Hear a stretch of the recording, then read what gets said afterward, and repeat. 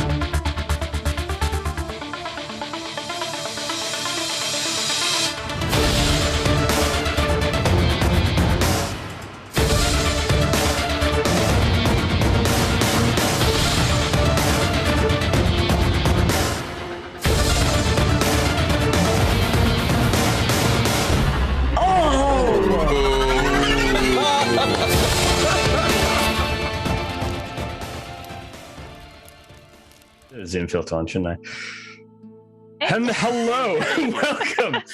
We are back. God damn it!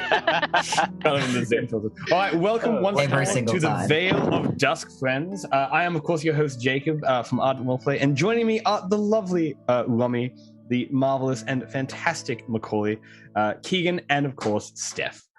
We are here once more to begin and start this lovely session of the Vale of Dusk, where last we left our heroes. They had just come from battling a dragon of the Barrow Marsh who had assaulted the town, seeking its children who had been lost to it. Slaying it, as our heroes tend to do, they joined up with Gaston and took a respite in the holdings of the Jerry Gang by Lakeside. Gaston, feeling the heroes probably deserve some kind of reward for their hard work with the various monsters and towns that they have mostly saved along their way, they acquired a sizable donation to the campaign for our adventurers in the form of gold, which they went to the Temple of Edu, the master god of the Forge, to spend. They also heard rumors of an individual by the name of Velstega Castelith, one of the 4 names that remain within the Book of Anthem, the other 3, of course, being the Prince Thalas Namina, the Crown Prince of Namina, obviously, Harrison Clearwater of Amberhold, and Tristan Hardfast of Fair County. And we'll see what they discover in this new and exciting episode of the Vale of Dusk. Let's bring them all in. Let's do a quick character intros so we all know who everyone is. Romy, we'll let you go first. Oh God, you make me introduce myself. I know. Hi, my name is Roman, and I play Baird. He is a drow, a bard, and a warlock, and was previously working for the bad guys, but he's got better. And he shows his affection for his teammates by being really mean to them. That's it. That's all you're getting. Well, that's all I got. We'll pass on to Mac, I guess. I was unprepared, Jacob. No. You work best on your feet, I know this. Always be prepared. Mm-hmm. Prepared for what? For the death of the king.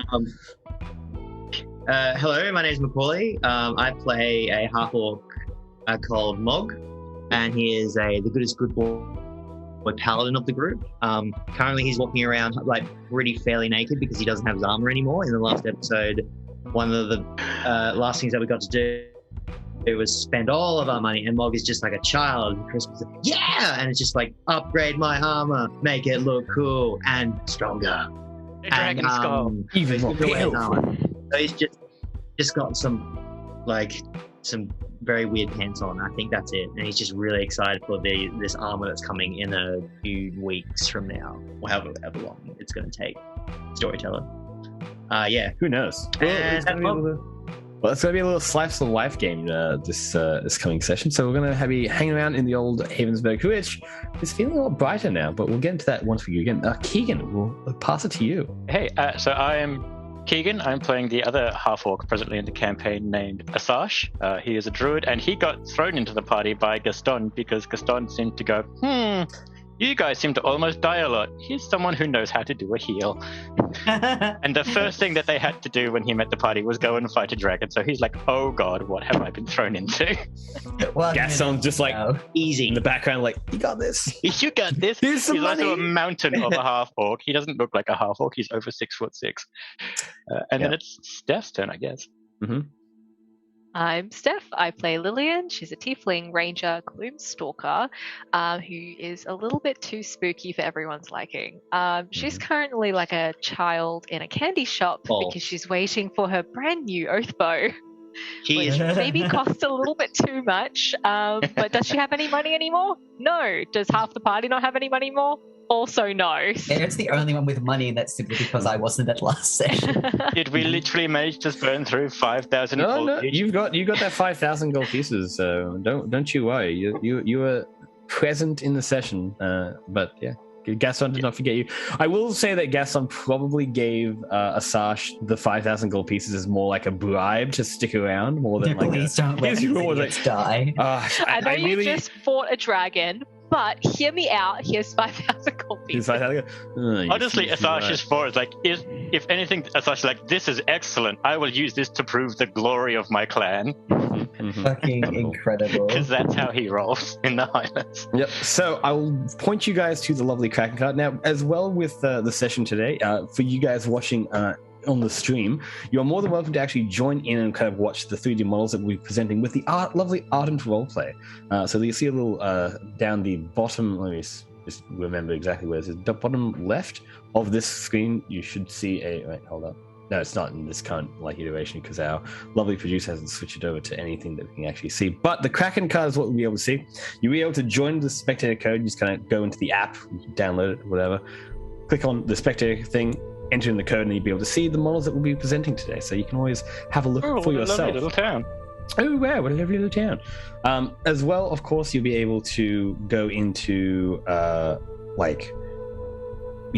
make requests and stuff like that. But you can also see everything through the spectator code, so it should be all kind of there for you to see. Obviously, we'll also be presenting it on the stream as well, but we'll go from there. So the Kraken card is what you all want to have a look at, because this is where you approximately are. So you are in basically the Jerry Gang's safe house. It is a little area kind of inside the old town, kind of nearby the Church of St. Alban, which is where like this quite lovely palatial apartment that Gaston has acquired for you exists. It is down kind of in a sub-basement away from this kind of main area, but this is a general area you will find yourselves in. So you've probably gathered back together at this dodgy place to just kind of reiterate where you want to go and what you want to do moving forward. You have obviously some time to spend in Havensburg, which I will mention has in the last day or two felt a lot less oppressive than it used to. Obviously, with Havensburg being a very major town, it has had a lot of issues with the plague over the current successive years that it has existed. But with the defeat of Graham Castleth, the old I suppose advisor to the Duke, and also with the death of Uther Crayhammond, the leader of the Church of St. Alban, you've felt a little bit of easing, which was then, kind of disrupted with obviously the Black Dragon arriving and the mists kind of rolling over and the priests kind of coming, like the priests of Goldaraya coming out of the swamp to observe the destruction of Havensburg, to which, of course, the heroes managed to defeat them.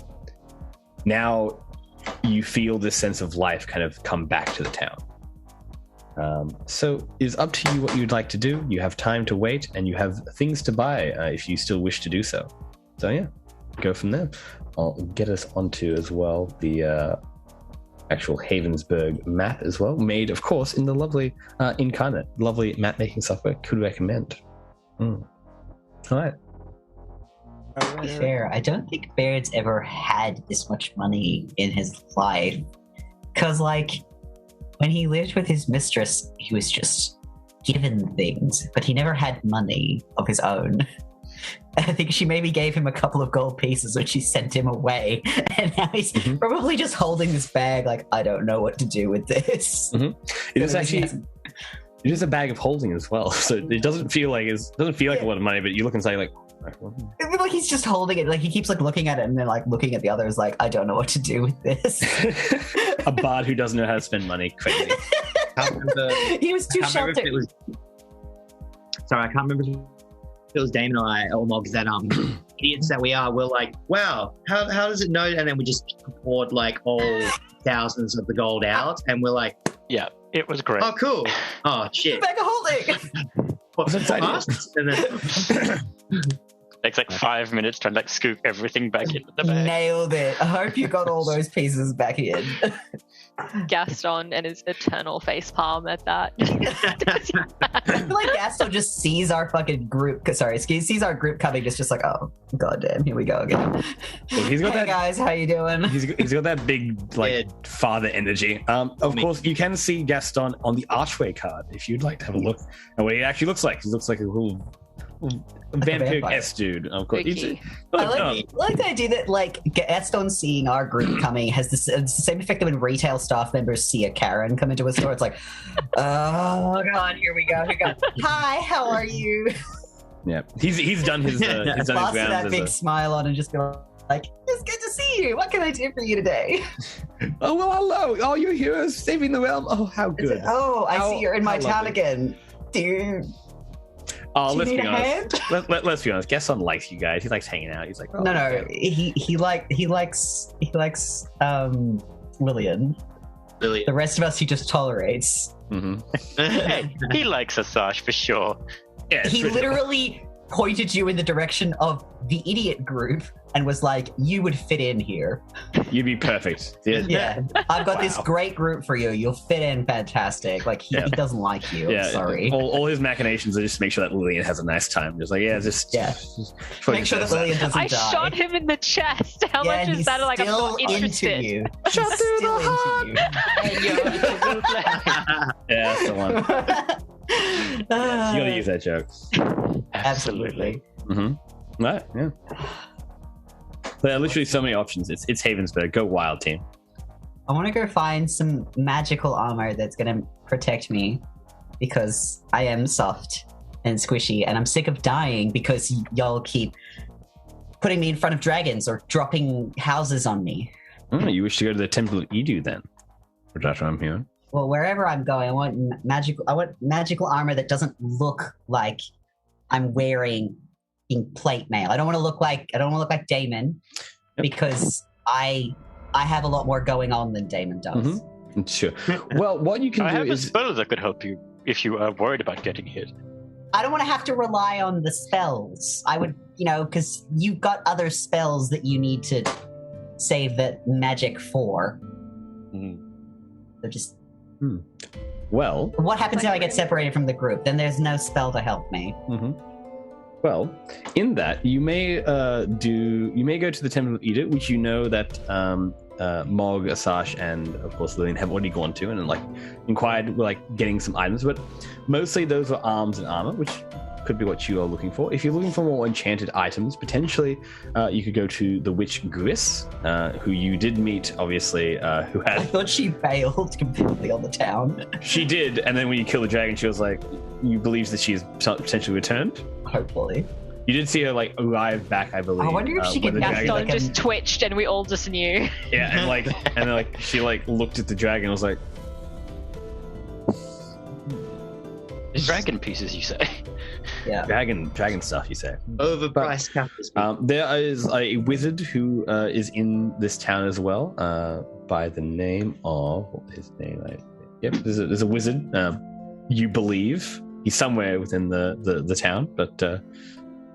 There's options. You can decide whatever you'd like to do. The magic items are not the most prolific of things, but they are out there. Depends on how much I'd like the armor first, and then the second item I'd like to find is some kind of maybe we can add some magic to my instrument to make it better. That would be good. That would be useful. You can find you would like to find a magical instrument of magic. I don't know if I want to find a whole new instrument. Maybe I just want to imbue my current instrument with magic. That would be nice. Okay. Get some sweet runes carved into it or something. There are 3 options you have there for enchanters and enchanted light people. I kind of want to go visit the witch again. want to see what she's got. She was great. I liked her a lot. She was funny. Yeah. We can do that. Yeah, that's right. If everyone, unless anyone else has stuff that they would like to do today, like I feel like I don't want to. Well, this is a great thing about Slice of Life game. You can go your separate ways and just find things to do. Like, you know. True. So you'll go see the Witch Gris. That's perfectly fine. What would everyone else like to do? We'll kind of like do you'll do this, you'll do this, you'll do this, and we'll go through them as like a little one-on-one kind of thing. I'm sorry, I always stick with my bards. So my singular bard is just kind of got me always around now and bards, sticking with your idiot. Gotta make sure the idiot doesn't. Unless Baird specifically is like, stay. Like, no. She'll just like... No, always want Mum okay? to come with. Never. Like, you're like his only friend. Like... The friend's shopping session. Yes. Because she doesn't have a stylish bone in her body. Yeah. And Baird certainly does. Baird's the stylish one. He's gonna buy her some nice. Gonna buy her some nice clothes. Like fashionable makeovers. Mm-hmm. God, yes. Makeover montage. Makeover. Like sticks and like bugs in her hair. Like, this is fine, right? I like my sticks. Yeah, it helps me sharpen my horns. I love the idea that like when they met, like she did look like absolute trash, like sticks in her hair and stuff like that, and Baird just like slowly has been training her to groom herself a little better. It's that like high tier academic scholar like haircut, which you've got like the like where you've been like working on something for a little bit too long, a bit too focusedly, and you're like and your hair's like started to mat and knot like all at the back, and it's become a giant bundle of like you put it in a bun, but now you can't really tell the difference between the bun and the rest of the hair. Yeah, it's like the hair tie slowly like molded into the hair kind of thing. Like, I 100% accept this. Yeah, no, Baird's taught her better. Baird taught her, like, you know, if she doesn't feel like brushing her hair, Baird's like, I will do it. Just we have to take it out of the bun because you've been fighting in the bun for 3 days. The blood is starting to crust. Yeah. Not pleasant. No. Less of a bun, more of like a helmet. Yeah. You know, I feel like they could save you from a big fall. Yeah, exactly. That's what you really need, I think. You know, in case you're like up on a high like ledge and you're like looking through some books. That's what Featherfall is for, darling. Yeah, that's why wizards have Featherfall. A helmet made of hair. That's what Featherfall is for. All right. Well, if you're going to stick with your bards, that's all good. Asaj, do you want to do anything on off in your onesie? Asaj has spent pretty much all of his money anyway, so he's happy to just aimlessly wander around and see what he stumbles into. Maybe he'll spend some time with Mog and they can have like orc bonding. Orc bonding. All right. And Mog, what would you like to do? Would you like to do anything specific? In Mog's spare time, Mog wants to like heal as many people as he can. Mm-hmm.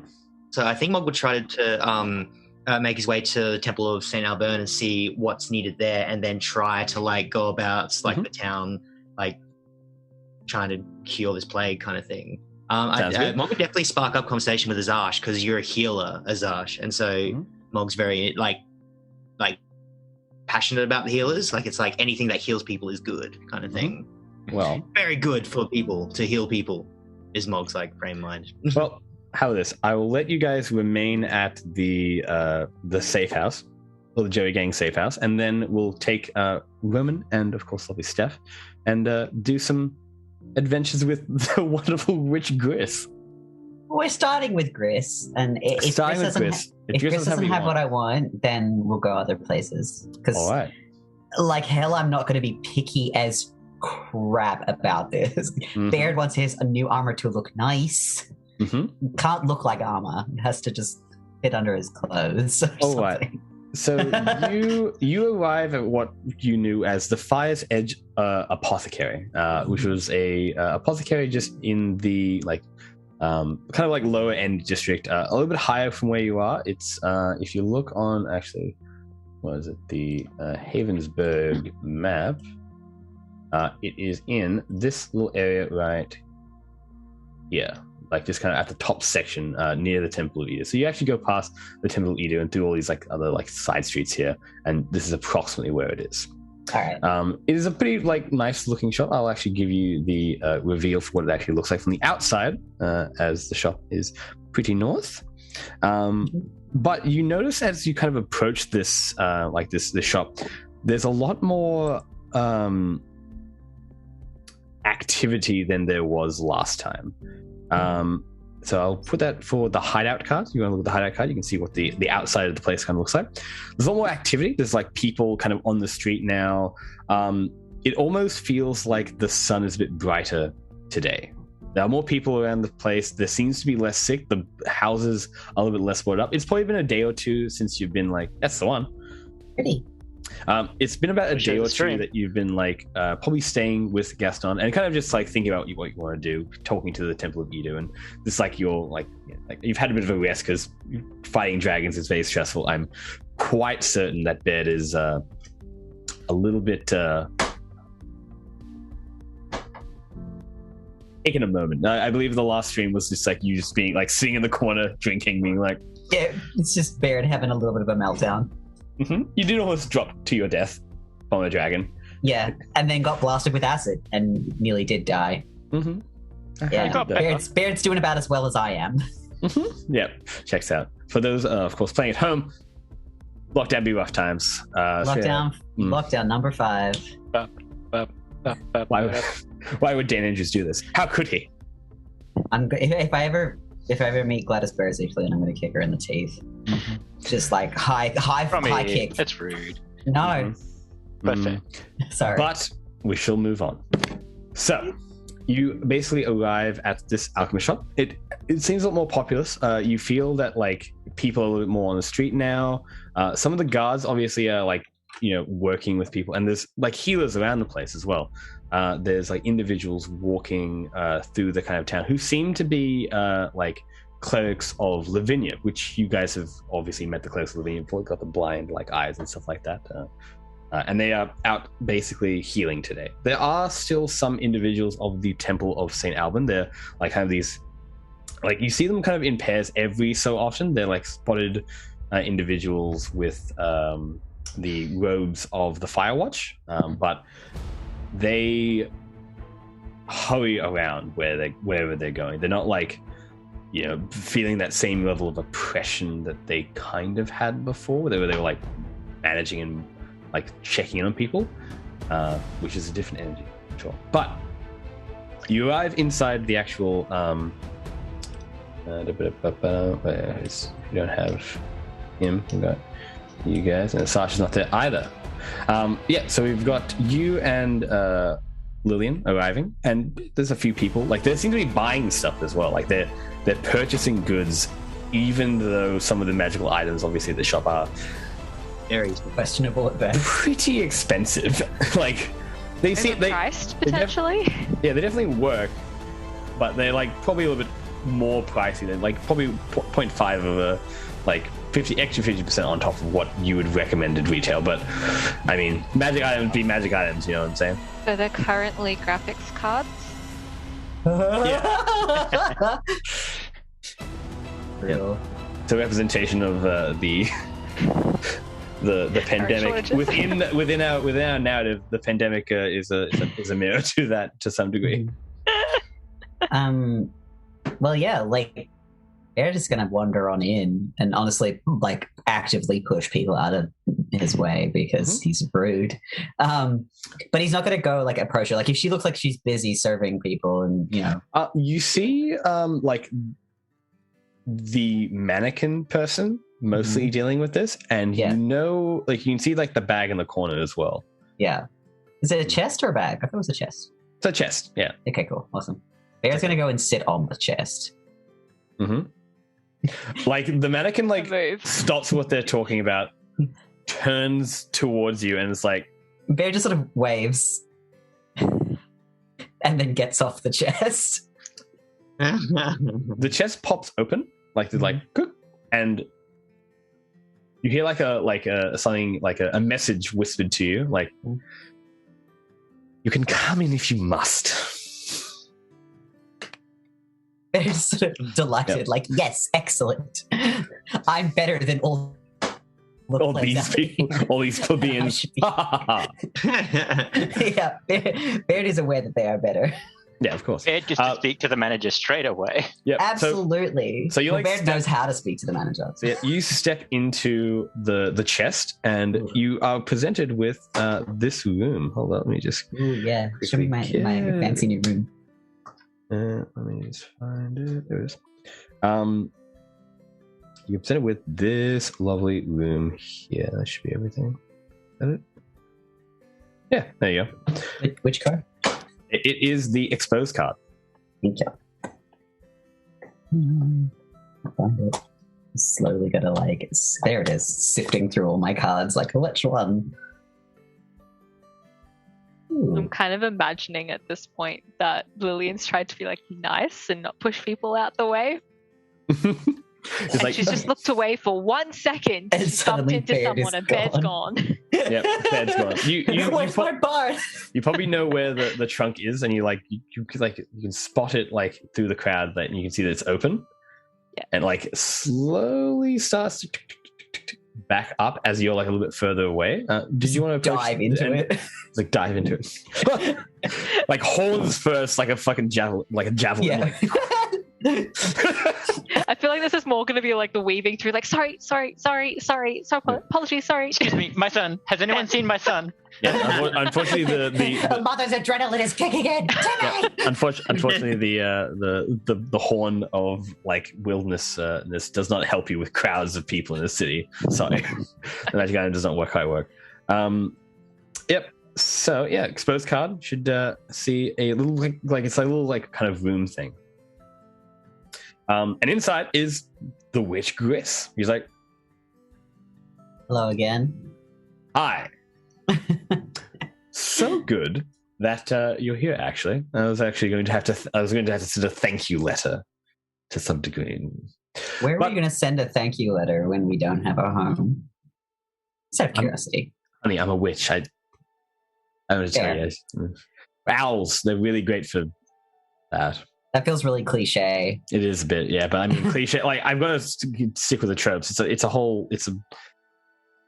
You've got to hit those marks. It's I have to be rude. It's a union thing. It's a union thing. You know, it's like bards have to be a little bit flirtatious. I don't make the rules. I'm sorry. I feel like I've skipped over the flirtatious thing and just went straight to being a jerk. I mean, being a jerk is flirtatious. But, honey, don't con a con man, right? Okay, fair enough. So, what can I do for you? I was wondering if you knew how to make enchanted armor that is going to stop me from dying so much, or even to help me enchant one of my instruments. I can help you enchant things. Armor and weapons are not really my forte. They're much more to do with rings. I can offer you a ring of protection, maybe. Or what does that do? It means you're just harder to hit, and you're less likely to just be, affected by magic. It's a whole thing. How much are you going to overcharge me for it? He pulls up an abacus and just starts ticking it over and well, I'm happy to give it to you for let's say 5,000 gold. It's a very expensive item, you see. Yeah. Everything you sell is an expensive item. Yeah, well, I'm an expensive woman. I've got to maintain, my business savvy. And Steph, I imagine you're Lillian is still in the shop, or are you going towards the chest to go inside? Oh no, I was going towards the chest the whole time. I was just trying not to shove people out the way. Yeah, that's right. Bear, just move. I'm gay.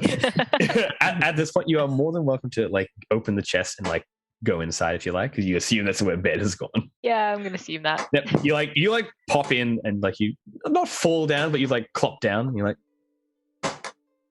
and she both Bed and Gris look to you Baird knew she was coming. Baird's more company. There's no way Lillian wasn't going to find me. More company. Fantastic. Hello. I never go anywhere without my your trusty friend. Assassin? I was going to call her my friend, but without mum. It's don't say mum, don't say mum, don't say mum. Mum. Okay, came late, but that's right. I legitimately forgot the word for tiefling for a minute there as well, because I was just going to say tiefling and then forgot what a tiefling was. You knock your horns on the way in, I imagine. God damn it. Every time.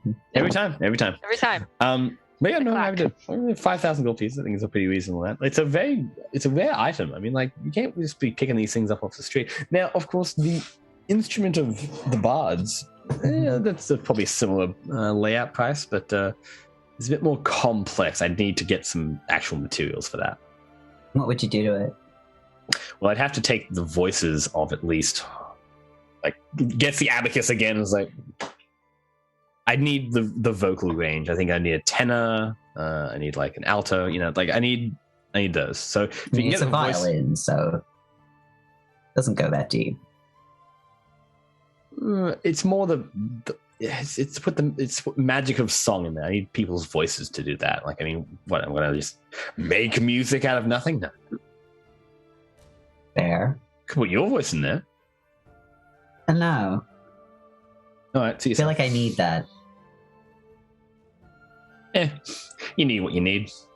I'm sure it can talk for you. Given the right chance, of course. I mean, it's be a pain if you lost it. If you lose your voice, that's one thing. But if you lose an item that gives you your voice, that's it's another. Although, now that you mentioned, I do actually have a job.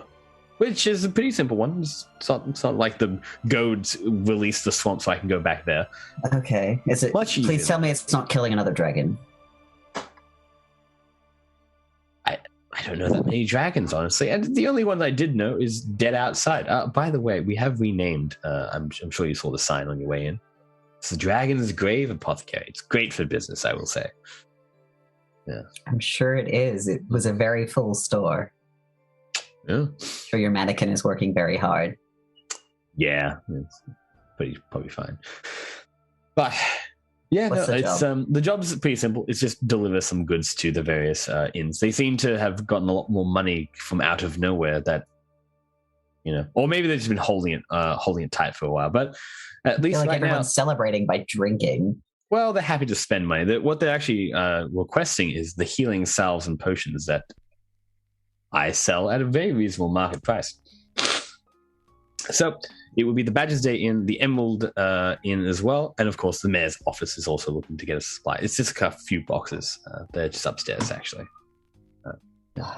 If I become your errand boy for the day, will you do me the ring for a better price than 5,000 gold pieces? Well, I could definitely knock off the delivery cost. Yeah, for sure. How much would you like? How much are we talking here? What would you be comfortable with?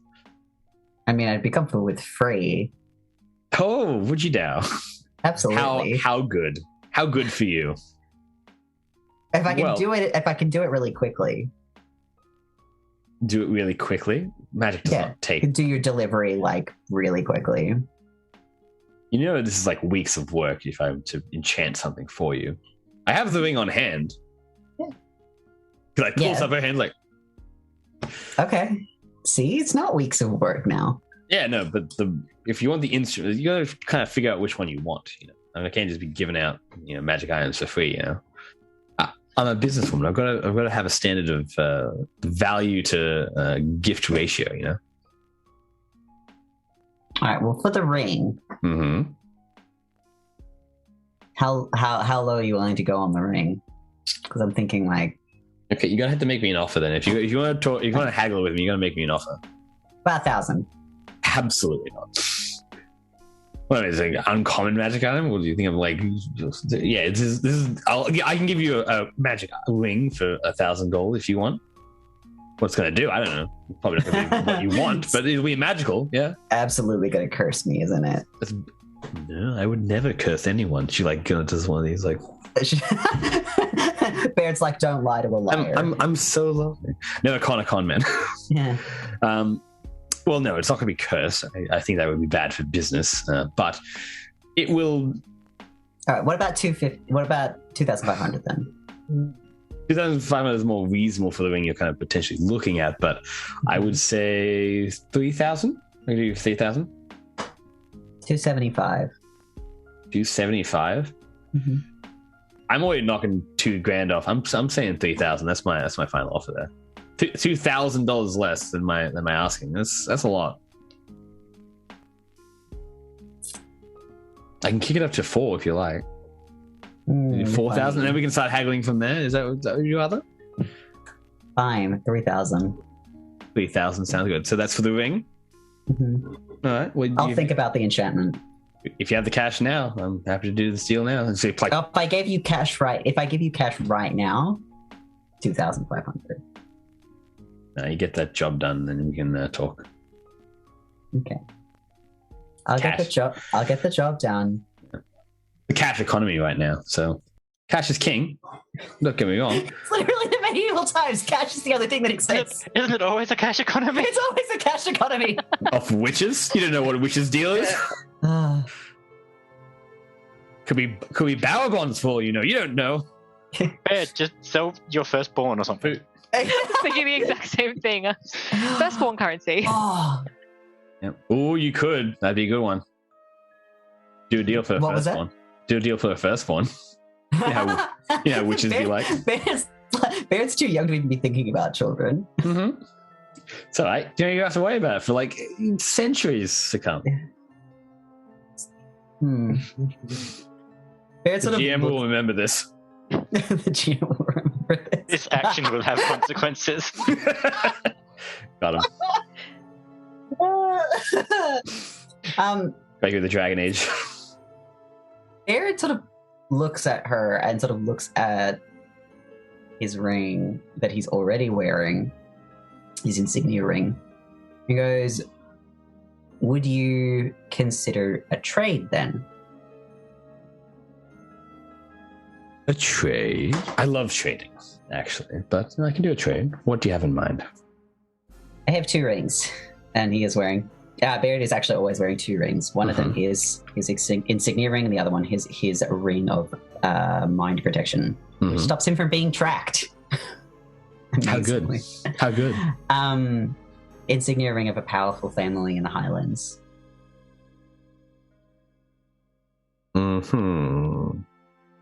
It's interesting. Can be used to open doors. Scared the shit out of Gaston.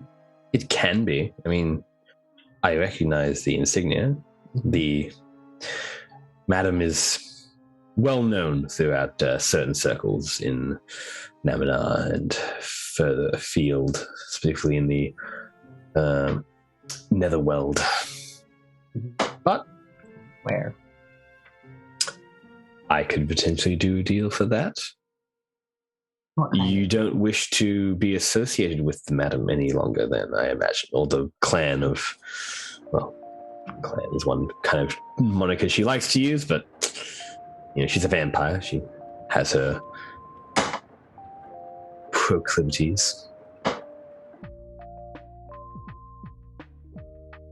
Bear sort of just like looks at his ring and like runs his thumb over it a little bit and says,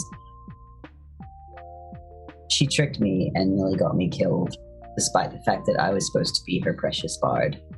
I'm sure you were, but clearly I'm not that precious to her. You've heard of the adage of the scorpion and the frog? You are a bard. I'm sure you have the story somewhere. I've heard it. She's a vampire. Not the most nice of individuals, and I'm a witch. Not the most nice of individuals either. It's nothing personal, kid. It's just business. And it's a rough world. You've seen it more than most, I would imagine. You've had to be out there with the rabble for some time. I'm sure she had a reason. Probably benefited her a lot more than it benefited you, but hey, you're free now. I'll gladly accept the ring for 300 gold. No. Well, it's up to you. 300 gold's nothing to sneeze at. But at the very least, it could be something that you could be utilizing the arcane arts to potentially get you something that you actually want. melting down, do something new with the metal. You know, it just has its own reverence to arcane practice. Take something, make it new. I'm sure that you have undergone a similar transformation. She kind of eyeballs you, and you can kind of see the little flare of like detect magic. So I can see like. I see that you've had quite the transformation in your travels, and he like looks to Lillian and is like, I'm sure it was the nice company you keep. Let's go make this delivery. Sounds wonderful. It actually looks like he's about to cry. It's lovely to see you both. Where are we taking it again? The Emerald Inn, the Badger's Day Inn, and the Town Hall. I will look forward to hearing of your successful delivery. Lovely to see you again, Lillian. As always. Baird puts the boxes into the bag of holding that he has. So he's got a bag of holding now, so boxes go into the bag of holding, and he just sort of leaves. Yep, you go back up to the the shop front, and there's a bunch of people there, and you load them all in. The mannequin seems to like note that you're doing that and continues about their work. And yeah, you head out into the streets of Havensburg once more. I will show you. I think I showed you all the streets of Havensburg. You can look around that. Pretty sure I did. Maybe I did not. Saying that I did not. It is on the wildfire card. You can kind of see the where the streets of Havensburg are. You can kind of see how the streets are all laid out. This is kind of further when you're kind of walking towards like the more nicer laid out area. But I will leave you guys with that for right now and get back to you once you arrive at the town hall, which will be your probably first stop along the way there, which will be actually this market square instead. Mog, Asash, you are heading towards the Temple of St. Alban. Which you know pretty well at this point. It's like the large edifice at the very bottom of Havensburg. Double checking that you can see where it's all at the Havensburg place. Yeah, wonderful. It's the bottom of Havensburg, and there's like fields and like kind of where the farming of this place kind of is. You arrive basically at the temple, and you have the temple entrance, which is, I'll just quickly give you the full approach of what you can see as the temple, which is the dungeon card. So you can see the kind of like edifice like further distance as you're kind of walking through the streets of Havensburg towards where you're eventually going to find the cleric you left in charge, a man by the name of Chattis Man. He's called himself Brother Man these days, but he is at the very least the one who's in charge. He was the one who managed to deal with Graham Castleth, the Vrock, which he managed to defeat and lose, unfortunately, the lovely and fabled Matherman and Genvolio at the same by the same stroke. Lost now to the hellish courts, you imagine, or something other terrible and unfortunate that befell them. But yeah, you arrive at the temple entrance, and you go into basically the kind of central courtyard where there are still some priests around the place, and you can actually see in like the armor Chattis Man. He's like kind of like talking with people and like seems to be contemplating and look like staring into a little bit of the fire, like just kind of keeping warm because it's, you know, a little bit cool today at the very least. But yeah. Now, you also wanted to have a chat actually before, now that I think about it. You wanted to like talk with one another? Mog wanted to have a chat with Azash on the way, but as well as Yep. Man, yeah. So that's the scene that you'll kind of find when you eventually get there, but I'll lead you to roleplay. And you can chat before then. Yeah. Gosh, improv. Just on the way there, Mog definitely want to spark up, like just being like, Azash, you're a half orc as well, but I think you are more of a half orc than I am because you've lived with others of our kind. Like, what tribe are you from? Yes. I think. I had forgotten that you were not raised among the people. I was raised in the Highlands amongst the Zaroma clan. My mother there is. Perhaps you have heard of them? Vaguely. Like, I've heard of most clans, but not but like, I was raised in a church, so I kind of only know religious like kind of scripts and fighting. Like, so I know of these people, but I don't know their culture. I don't know my culture. What would you like to know? I am always happy to answer questions. How did you go from how did you start leaving your family and start traveling the world? That is an interesting one. That is tied to the fact I am a druid. It's, at least with my family, it is traditional for druids to go out and see the world. We are tasked with exploring, learning what we can, and then coming back to teach. That is one of the ways that we hope the clan stay relevant and help them grow and stay strong. Okay. So, being chosen to be a druid, it was always my destiny or calling, I suppose, to eventually leave and then come back at some time. Okay. It's very similar to my calling as a paladin, like part of the order and part of the temple of Vanathar. Sorry, Vanathar was my temple my church that I grew up in. And I think I was the only half orc. I was raised by a half elf, and a brilliant brother, and father figure. And he taught me that healing is our responsibility to heal this world, and once we reach an age and we can wear our armor, we're sent out in groups to eventually split off and find where help is needed. And that's how I started roaming around. I see. It is somewhat similar, I suppose. It is always for the greater good that we're sent to travel, and it sounds like you would do the same thing. I think we're very similar, which is really nice. It is always good to meet a fellow spirit out in the world. Did you have anything else you'd like to know? Obviously, being raised differently, I'm sure you have questions.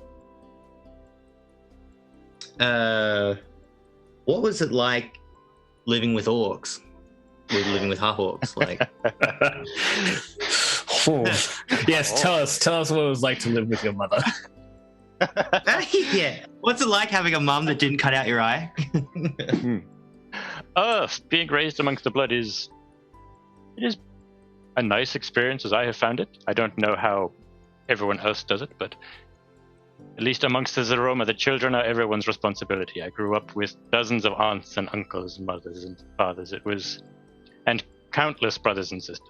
So it was very supportive that way, but it is an interesting life to... Struggle is expected to be a part of life. And it is through struggle that you mature and grow, but you're always expected to do what is best for yourself and ultimately for the clan as well. Okay. So while your parents may let you struggle and you may get hurt, they would never allow you to fail in the end or die, because that is not for the best of the clan. So overall, it is a tough raising, but a fair one. See, I don't know where my original clan came from. My family were followers of Lavinia, and so when I was young, my parents cut out my eye. As you can see, as I've only got one eye that I mention a lot. I forget that sometimes I go episodes that I've been oh yeah, guys, I have one eye. Oh wait, there's a reason I don't get perception checks on advantage. Yeah. And so I don't remember them at all, and I hope they're dead. That's how little I care of them, kind of thing. But I'm still interested in my clan, and where I came from.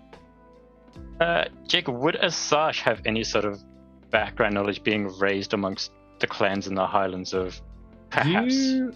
You could roll me a history check if you'd like. Roll your and as far as because I believe where Mog originated from was in Draken, the country of Draken. Just double check that one. Oh, sorry, no, it's Saraton, the country of Saraton, which is where you Saraton is where Dallaport, like the capital is Dallaport, so it's to the east of where you currently are. Fair way away from the Highlands too. I will move you guys to the actual full realm of Uskell, so you can have a look at that on the old the Mars map view. The church that Mog was raised in is close to the Highlands, but it's not technically in the Highlands. I'm just loading this picture, but it was like so you should be able to see it in the northeast kind of thing. Yep. So like in this Bats area here. Actually a bit higher. Like, what's the town to the right of the Highlands called? This one right here? Yeah. It is actually the domain of Mistress Fernand. She has it's like this large castle, which has actually yet to be named by Romy. So if you have a name for the actual castle that Mistress Fernand utilizes, that's it, because that's one of the main epitaphs that... Because the clan of, like, the Fernand clan, we'll say, is one of the largest in the Highlands by vent of simply being the oldest. They've just built a lot of stuff. They don't necessarily have like a lot of people, but they have like seconds and like layers below them because Mistress Fernand utilizes, you know, her incredibly aged and very savvy political support to maintain a position of power as a vampire, as a legitimate, like, noble vampire that other countries identify and go, yep, that's #fine.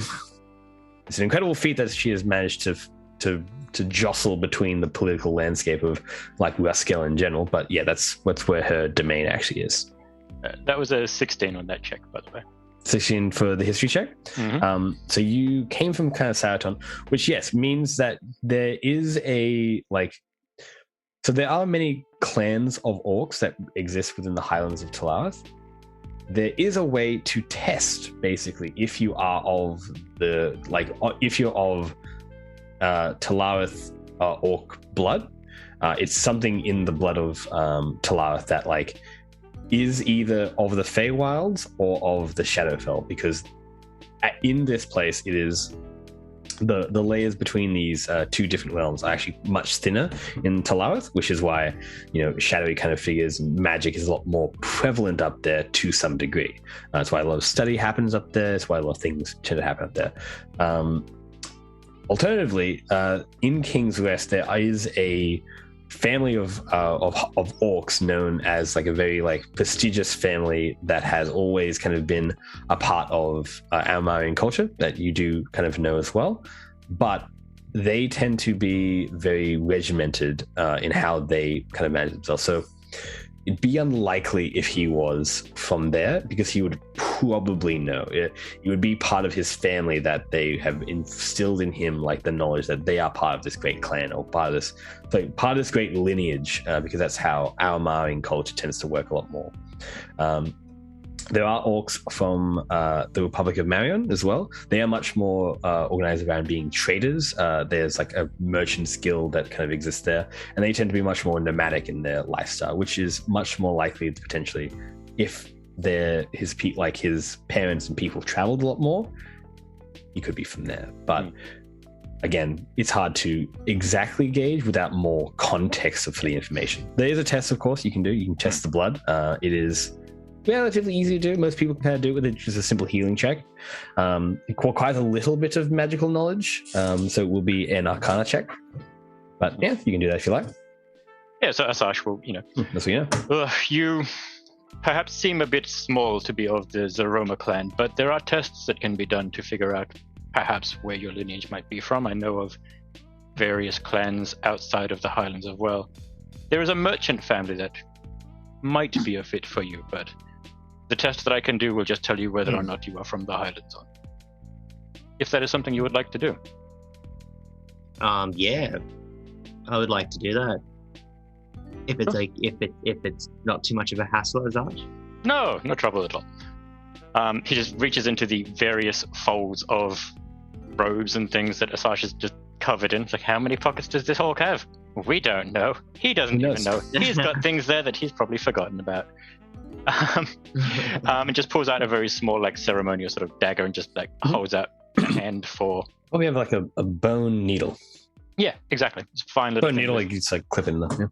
Yeah, just prick it, and then give it a taste, and you can then use a healing check or an Arcana check to know it's like makeup. So basically. Healing. Let's go for medicine because that's what I've actually got something decent in. Because it's for me, would I be helping him? Like helping Azash? You Would could it help? Like, it's more specific knowledge to Azash, having been a druid and having been raised primarily in the Talawath Highlands, like knowing what to look for with this particular thing. So it's less likely you'll be able to help this. Well, that's not a fantastic roll. Arcana you could probably add to if you had Arcana as a skill, Mog. it is not. Yeah, No, it is a 0. Yeah. This is Mog that is slept through history class we're talking about. Yeah.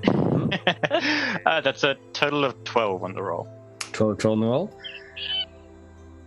You kind of taste something about this, but it doesn't resonate with you very strongly. It's potentially weak, but it's hard to say.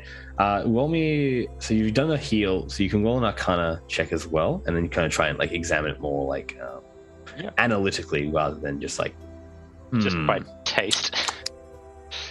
And that's a 13 on the Arcana. One better.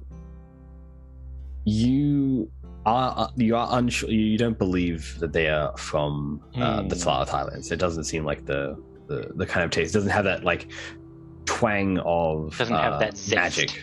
That zest of magic, yes. It can only be so. A test like this can only be so powerful. Like it's always hard to say. Like you get more blood, but it seems unlikely at this point. So you're like, But yeah, you can at least knock out. Hard to say, but Highlands. We can at the very least, I think, rule out the Highlands. Mog kind of like so much more from the slope test. Yeah. You can roll Mog's like a little bit disappointed. Like, oh well. But thank you for trying, though. You can roll a history. Thank you for. Wait, who's rolling history? You could roll a history if you really wanted to as well. It would be more to understand, to knock off the Aramarian descent. We may as well give it a try. Let's see if Mog was paying attention to the history class. No, absolutely not. Asash, however, was 18. Yeah, you would imagine it'd be very unlikely for him to be from Aramar. It would have been like because your father was an orc, Mog. My mother was. Your mother was an orc. If your mother was, I think they were both half orcs. Sorry, like they were both half orcs. Yep, that's perfectly fine. They're still part of the Aramarian house. Like there's orc, half orc, kind of as its own kind of thing.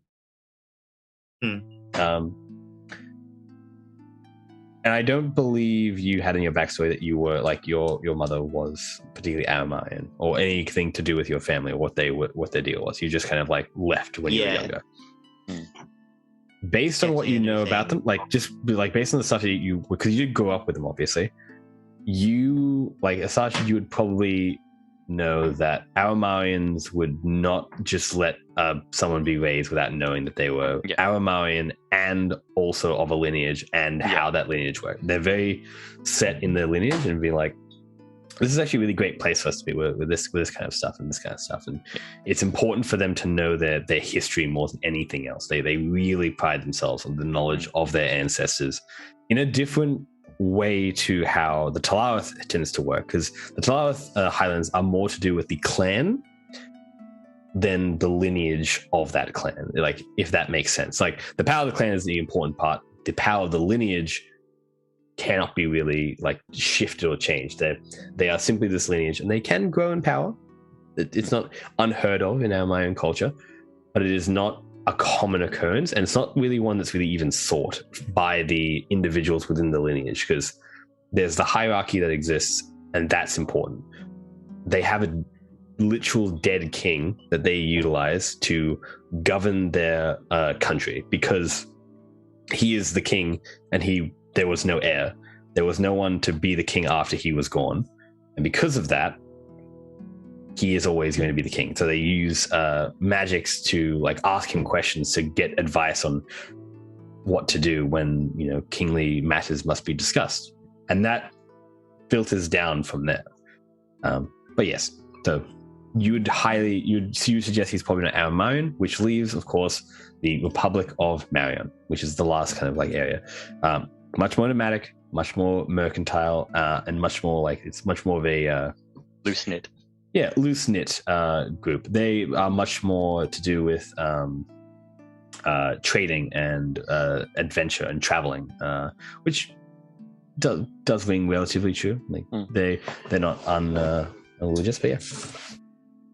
As I should convey that, the more I think it is also unlikely you would come out of the Aramar.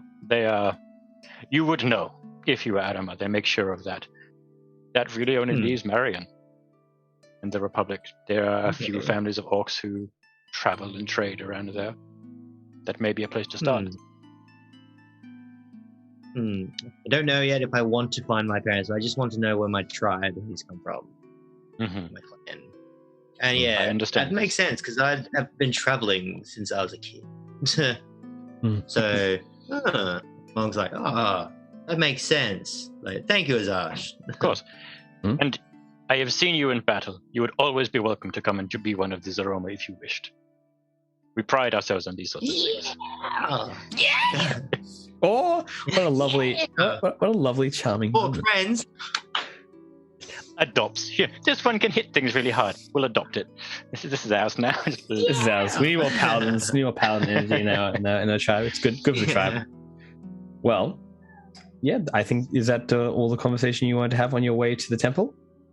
And that seems like a lovely little wholesome conversation. It's really lovely. Yeah. Let's cap it there, and we'll actually take a quick break, and then we'll be back in about half an hour. So 15 minutes. 15? Producer, help me. 15, isn't it? Yeah. 15 minutes. 15. Good. I thought half an hour for some reason. I was like, oh, of course.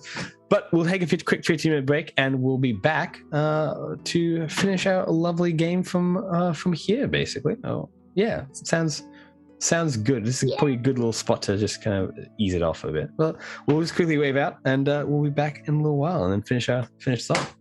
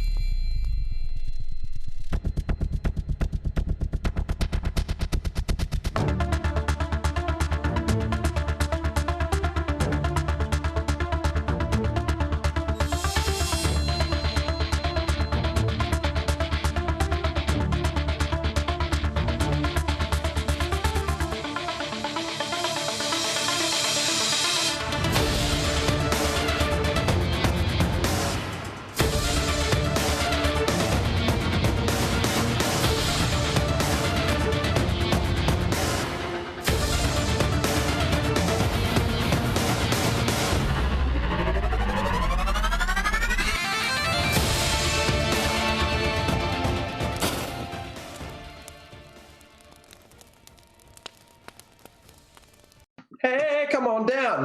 Just lie on the ground. Stop shooting spells at us, because that makes us shoot pus. And I look down at my pussy wounds. Oh, God. Stop that.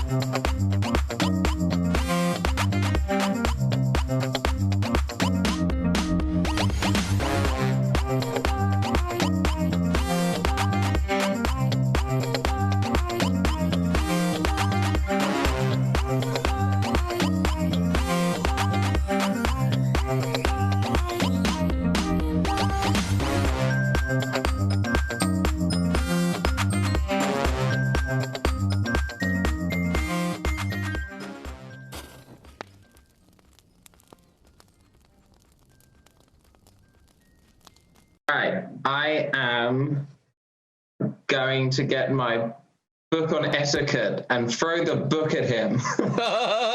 Okay, improvised weapon. Improvised weapon. Roll a d20 for hit. Wait, what? You have a bow? Why are you going to throw a book of etiquette? I love the poetic irony.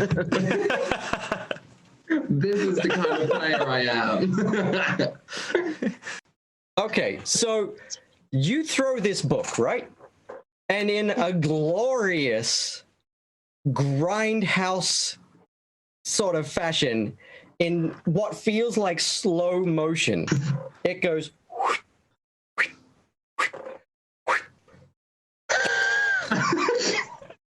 and just buries itself through his forehead. And he slumps to the ground.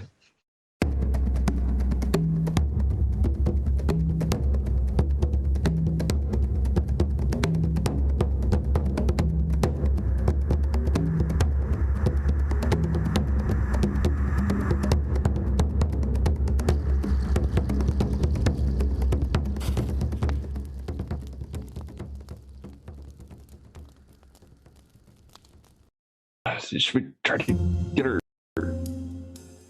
out of here? Are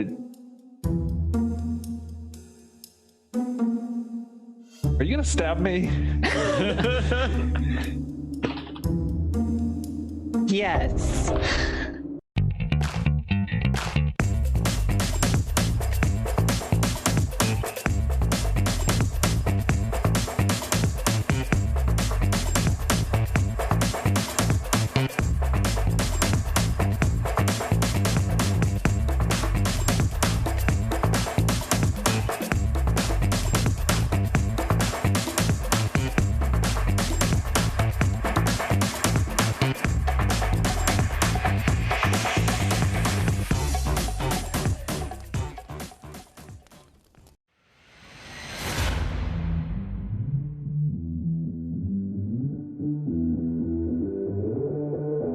Having something that you can kind of physically see and be like, this is what it is, this is what it looks like, is a very simple way to just keep story flowing.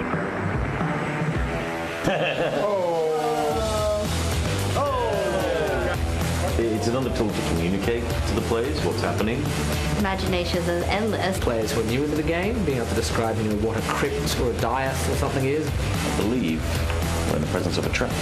With this, it's like, oh, this pops right up on my screen and I can see all this stuff. I don't need to tell anyone about it. That is amazing. That's so good.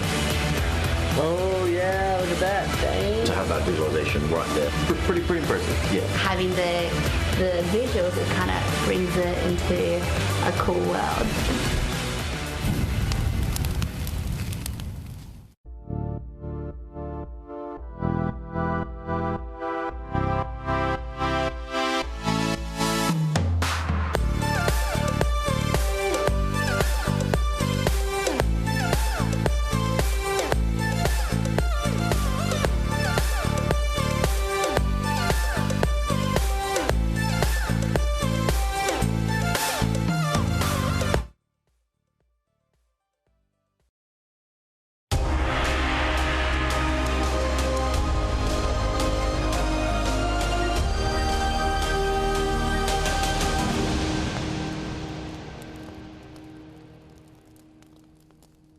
Do me a quick con save.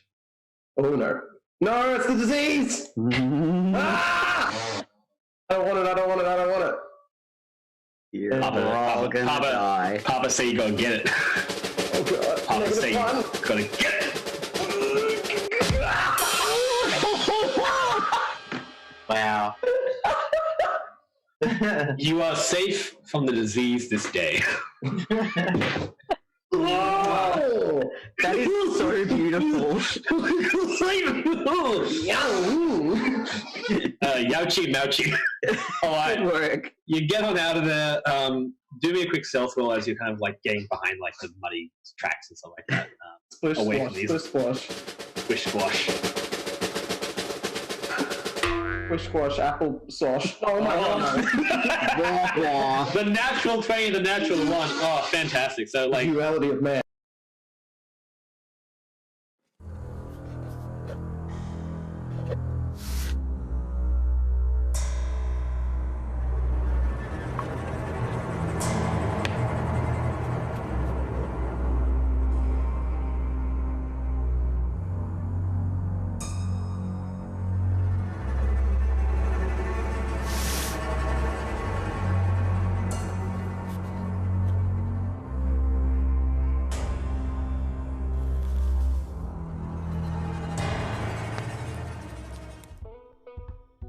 And we're back. Welcome, wonderful viewers, listeners, and all that kind of jazz to, of course, the lovely Ardent Roleplay stream. I am Jacob, your host, accompanied by the lovely people again, but we won't go into introductions. You can look at the start of the video.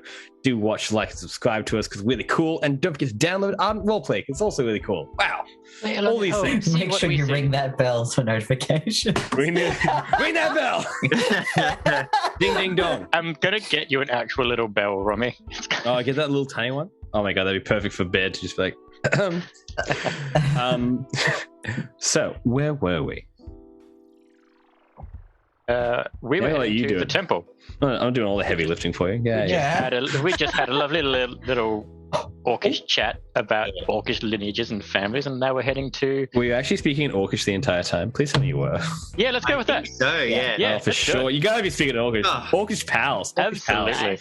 We stand a good orcish relation. Speaking the tongue in a while. Bob never gets to speak the tongue, so of course he was excited to speak in Orcish to the only other people that he can speak. So that's just very quietly, like, not picking on his little bits of grammar and weird accent. Yeah. Sorry, your accent is trash. Positive male relationships in your fantasy setting. Oh, you love to see it. You know, talk about family, talk about life. You know, it's nice to see. Fuck that talking. No talks about English in my Christian D&D server, whatever it's called. Maybe no Christianity out of it. We'll see.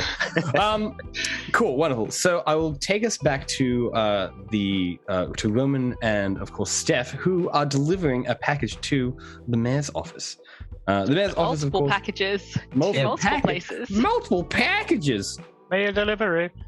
Wonderful. All right, so you arrive basically in the kind of central kind of square thing. So you can kind of see in the streets of Havensburg. I'll Give map.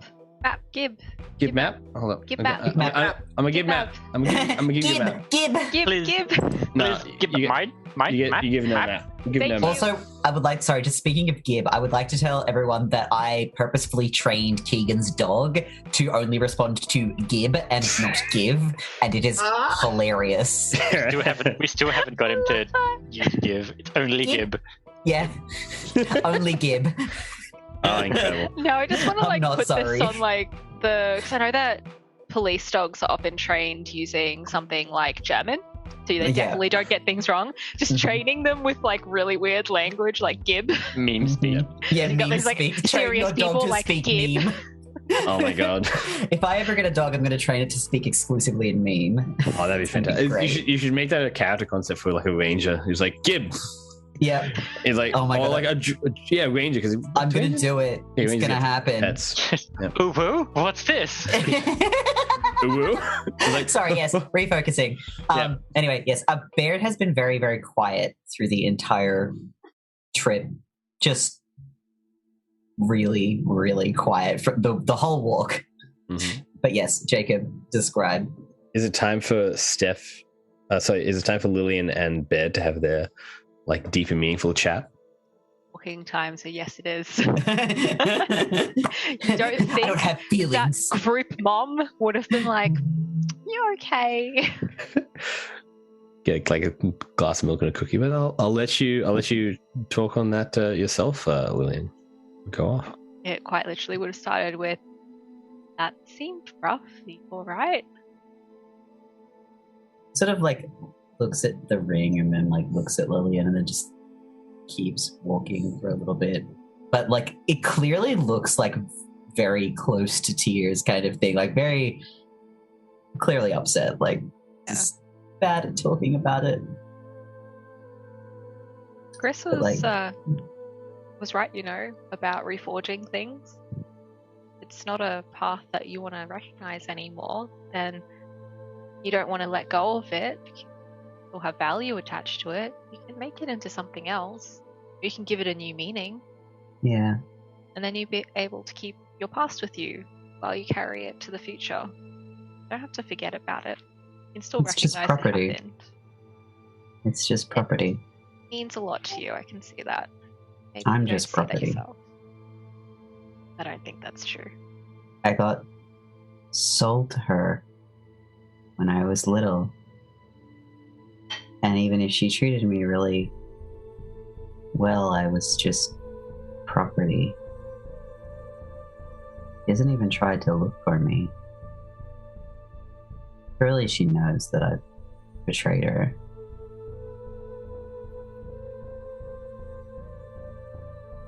Well, bigger question is, were past tense, or you're in person now? Everything that she did and every claw that she had in you is gone. So how are you going to reforge your own path? Because I think that's the biggest thing you could do against her at this point.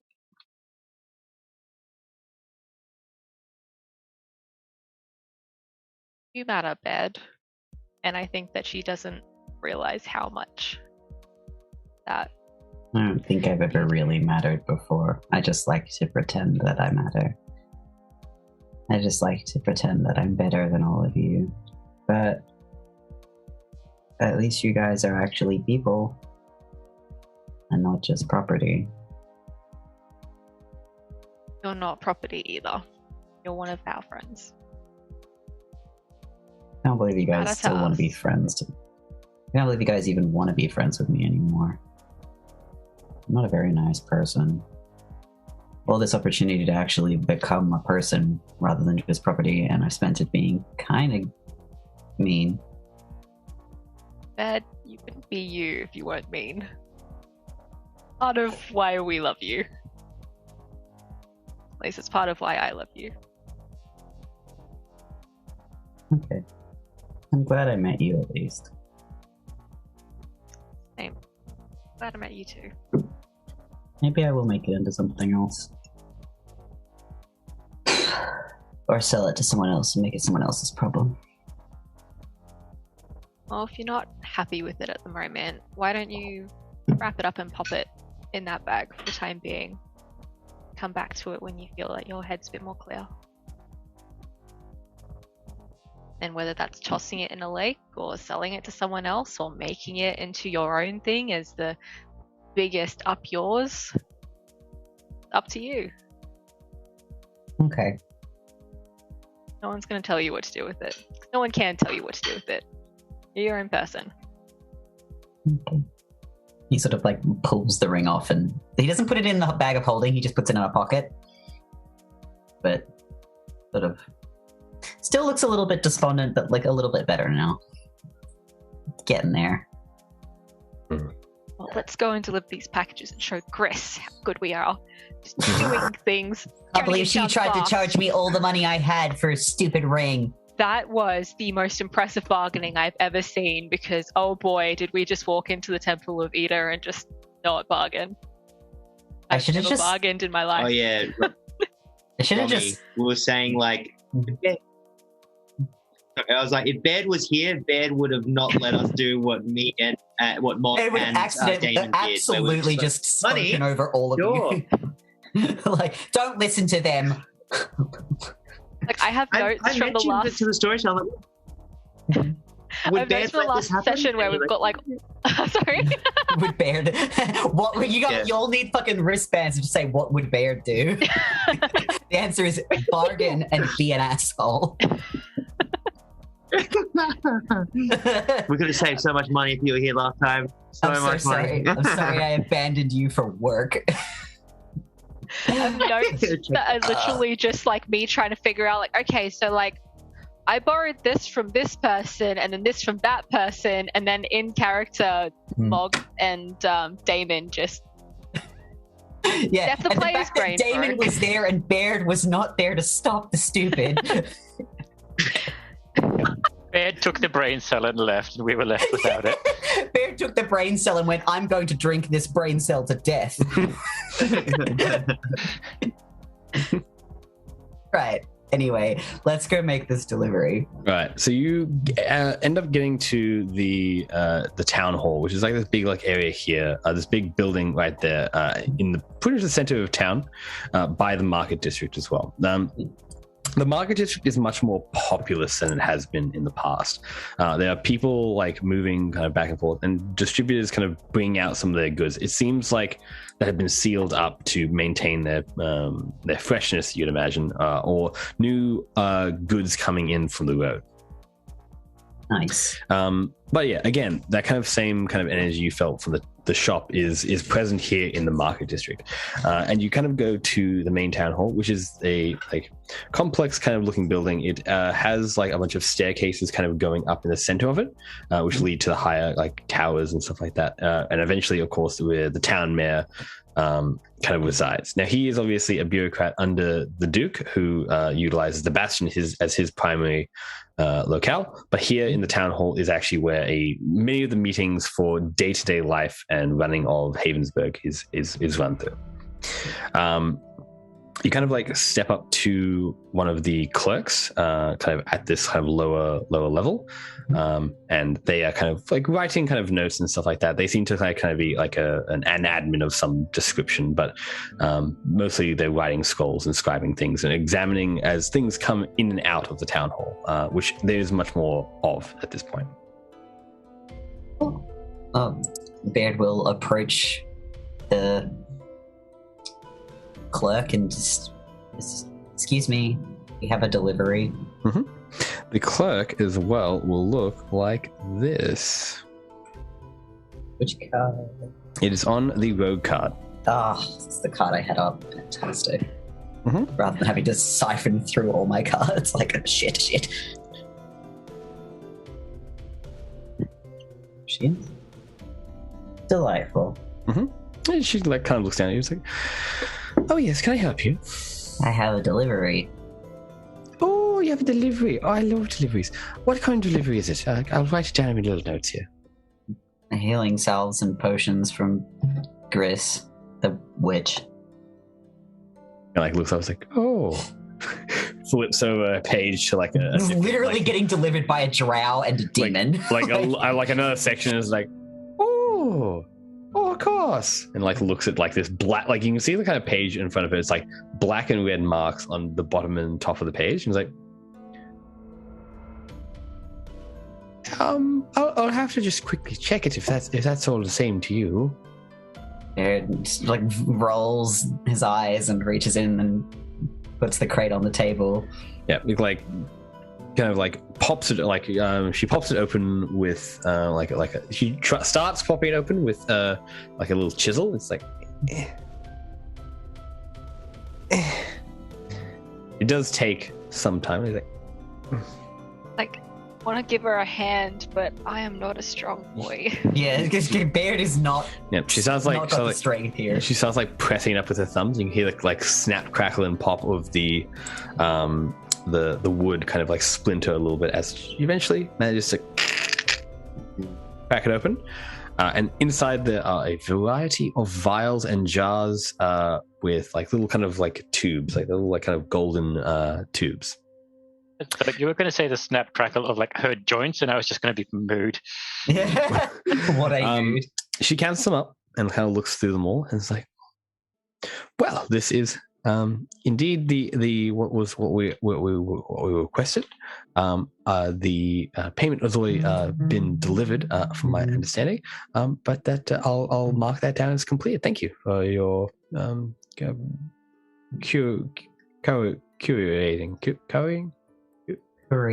couriering. Yes, that's the one. Yes, thank you. Okay, that was. Thanks. Yeah, fine. Okay. It just sort of walks off like. Just gonna turn to Ben and be like, on to the next one. Yeah. She was unreasonably terrified of that box, right? Or was that just me? Yes, but also, how long were we here while she tried to crack it open? Too long. About 5 minutes of time. Hopefully the next person's got more strength in them. Mm-hmm. Or doesn't want to check the box. Yeah. What was the next on our list? It was like the Emerald Inn? Mm-hmm. The Emerald Inn. Yep, that's at least the closest from here is the Emerald Inn. That's just up the way, past the chapel of Lavinia and the graveyard, and then peace to the rest of the party members as we walk past. So the chapel of Lavinia is different to the temple of Saint Alban. The Saint Alban temple is down the bottom. The chapel of Lavinia is where the graveyard is. That's right. Mm-hmm. That's fine. Yep, there's a little Janus Manor on the side bit of there, but no one goes there. Yeah, Lillian would have a bit of a thing with that. With what? The graveyard. Mm-hmm. She went and grabbed Mathaman from there and he's gone. Down by the old mill stream, Mm-hmm. That face. Depressing. It is sad. He is now dead, as we all know. How many people have we gotten killed? I mean, horribly tortured in the fire pits of hell, but not quite dead, so that's good. Yeah, only mostly dead. If he was dead, he'd be going just to the very badly burned. I'm not dead. I'm just very badly burned. It's probably not. Death would probably be better, really. Now he's just trapped in the hellish courts, which they won't let you die. Look, what a mood. What a mood. Look, Mathaman's got to come back as a maximum Chad energy, I think. Like, I've survived hell.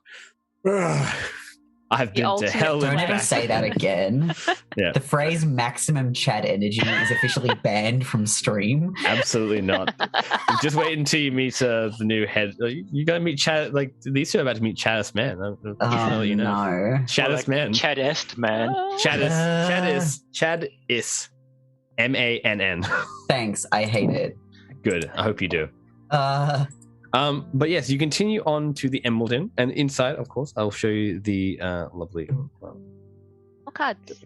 More cards. Give cards. Give cards. Just keen for cards. I did have Gris on here. Dang it! I'm the blessed. We love Gris.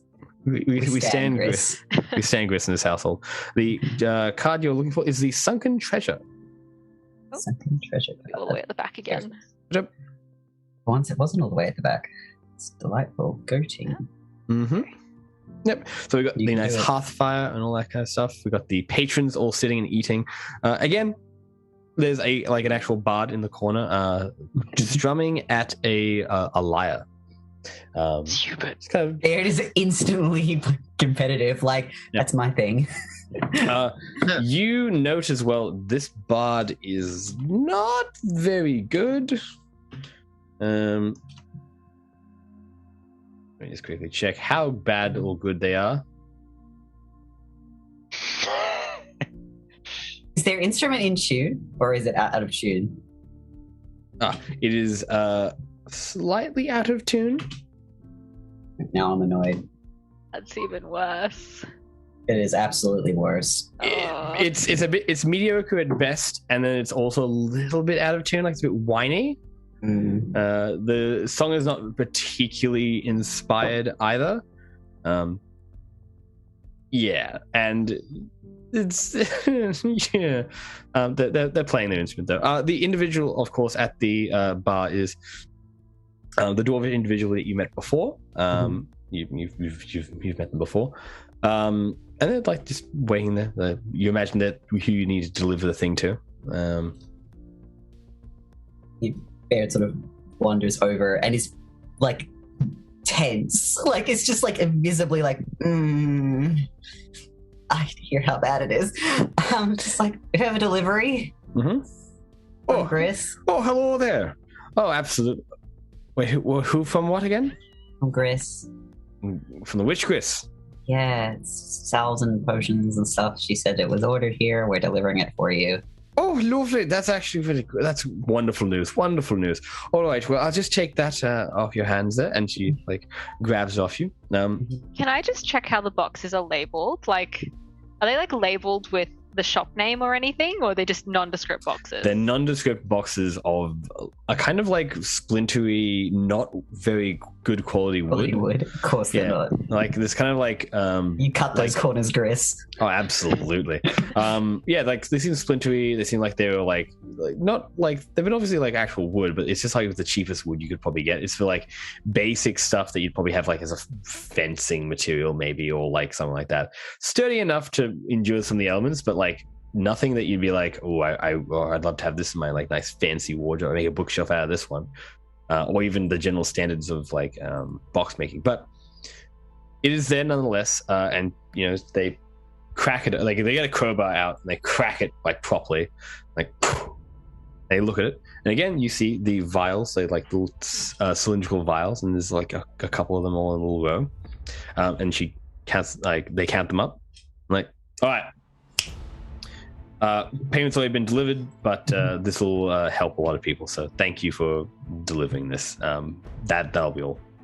Yeah, feel free to stay for a beer if you want, and it's a long walk out there. So Aaron just like can't take it anymore and just goes over to the other bard, and it's just like, I love what you're playing. Do you mind if I see your instrument?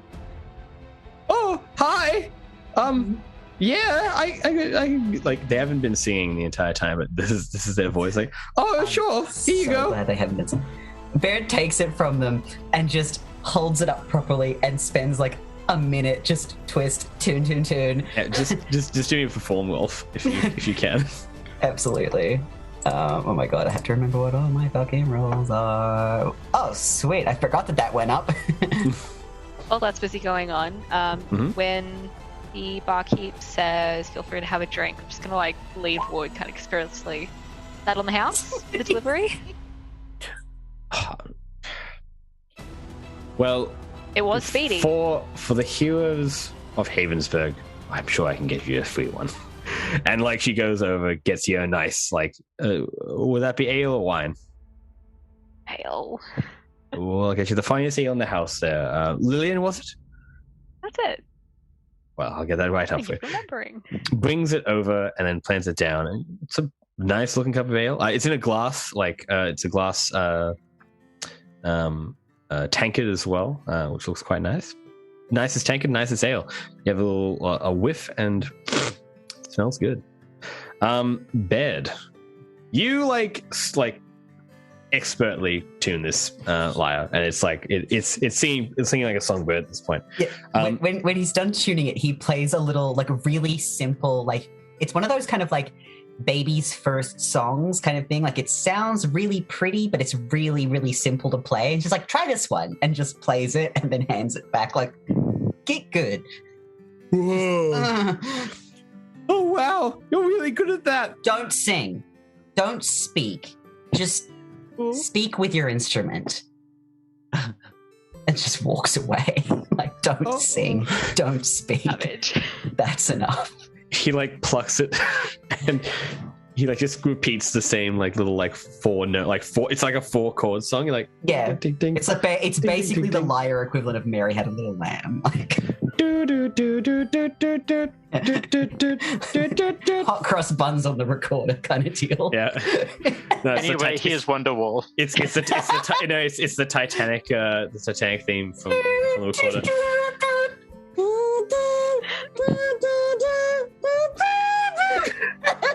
Yeah, that's the one. Everyone that from one so much. Everyone from Australia will know, having done the recorder in like primary school, and like that's the song, man. You got to play it on the recorder. It's like, what else are you gonna do?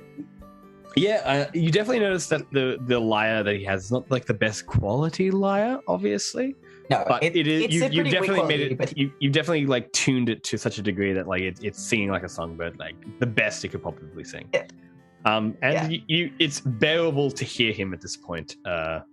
Yeah. Actually, I'll let him do a roll just to see how bad he is. Does he get advantage for the advice and the nicely tuned? He will get an advantage for the dice and the nicely tuned. Right.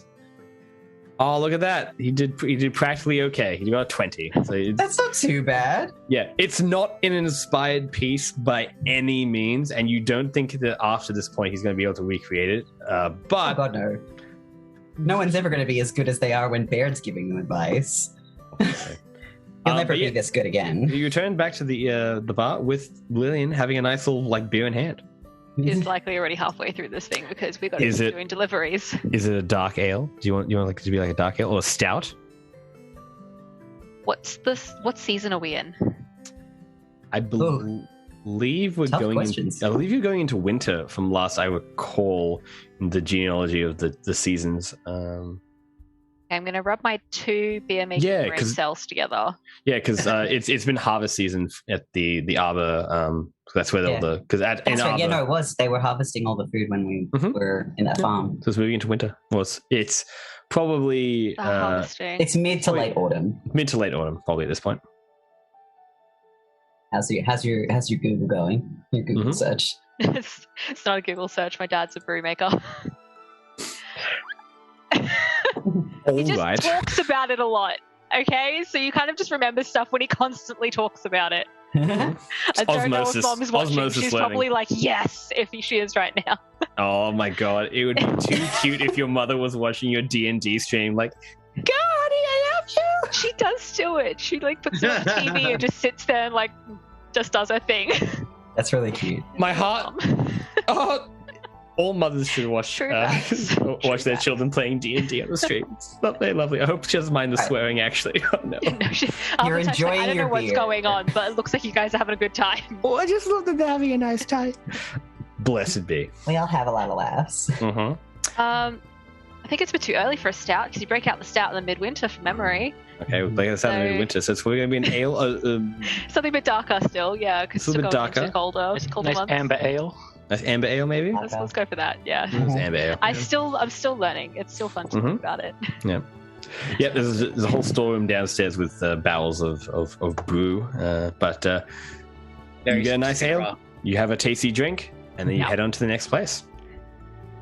Bear does not drink alcohol. Still. The final place you find yourselves is in the Badger's Day Inn. Now, you haven't actually... I don't know if you guys have actually been there yet. To Badger's Day Inn. So the Badger's Day Inn is up in the northern section over here. It is one of the larger inns, but from your understanding, is actually much quieter than most of the other places.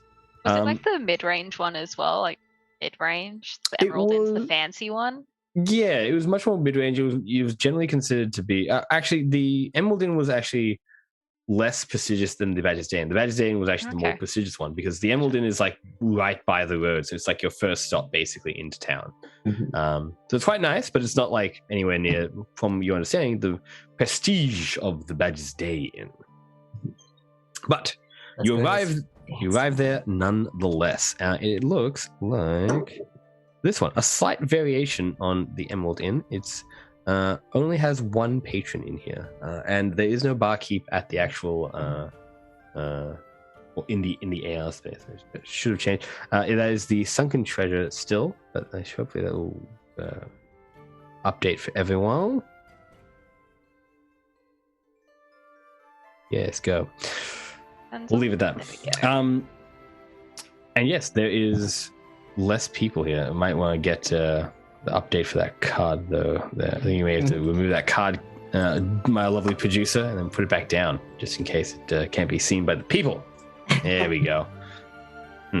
Show the people what they want. How strange. Well, I'm going to have to take your word for it, because it's my phone that has decided to be silly. Yeah. So I'll get onto that as soon as I can. Oh, well, hopefully if other people can see it. But you arrive... yeah, good. You only see one person in there now? Yep. Wonderful. All right. stream can't see it, but that's better. If you join, okay, cool. Well, you guys can see it, so that's all that really matters to me. It's working. All tidy, all righty. So, there's only one individual kind of sitting at the far back of the corner. This is much quieter, even with the kind of hustle and bustle that's been happening with the new kind of surge of life into Havensburg. This place is still quiet. There's not many people like out this way. It seems like the place is beautiful. Like it's like I'll show you the actual like outside for everyone watching at home. The outside, it has a stable. It has multiple like smaller apartments. Like they seem to be apartments that are attached like further on from what you can see just on the AR here, as well as like what seems to be a garden area at the back as well. It looks and seems like an incredibly well-designed and beautiful place, but there's simply no one here.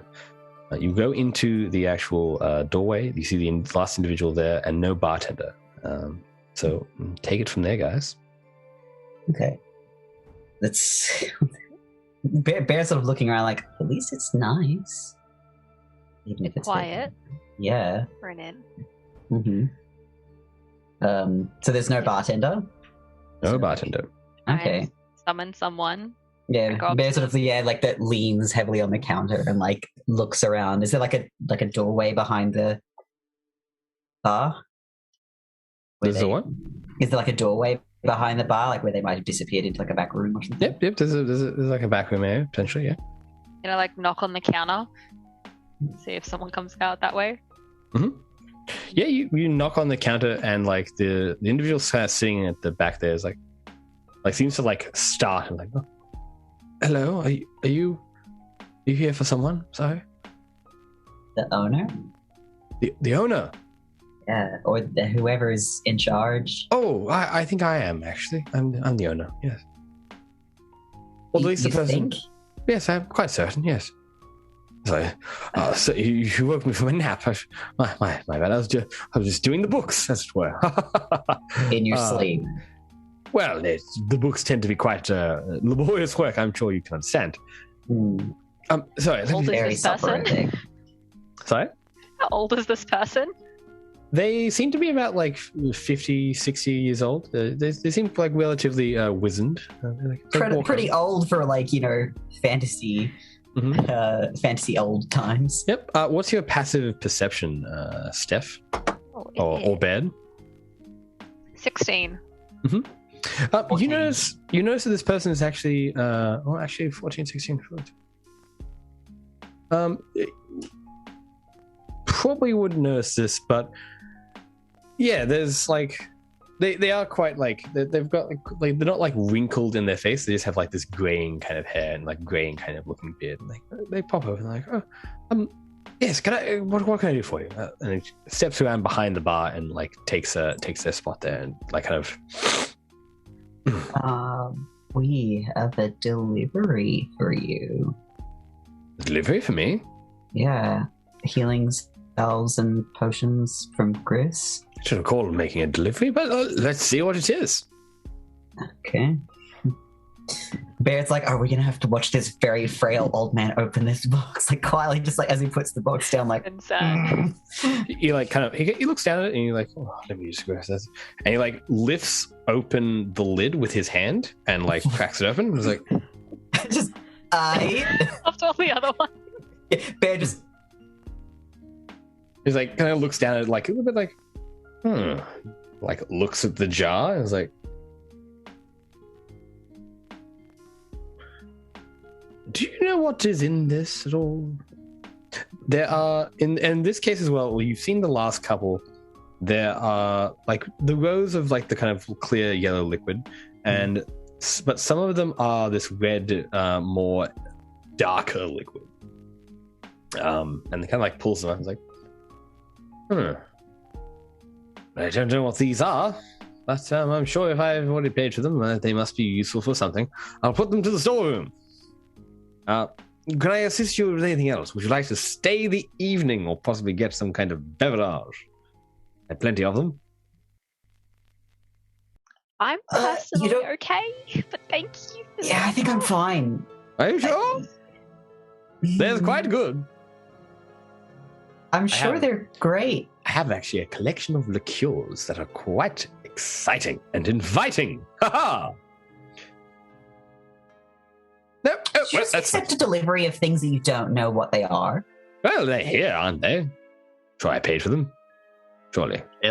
We could easily have delivered them to the wrong place. Do I need to pay you for them? Yes. Oh. Right, how much is that? Barrett's like, oh my god, how much can I rip this man off? Barrett just does a delivery fee. Like a delivery fee? Oh yes. And he pulls out something from his let him decide. He finds something in his his coin pouch and pulls out 3 coppers each and is like, there you go. And I'm sure you can buy yourself some lemon candy with that one. Oh, Bear just takes it, just like old people are stupid, and then leaves. Just under his breath, just like old people are so weird. All right, bye. Bye. I've been on this planet longer than you. Have you now?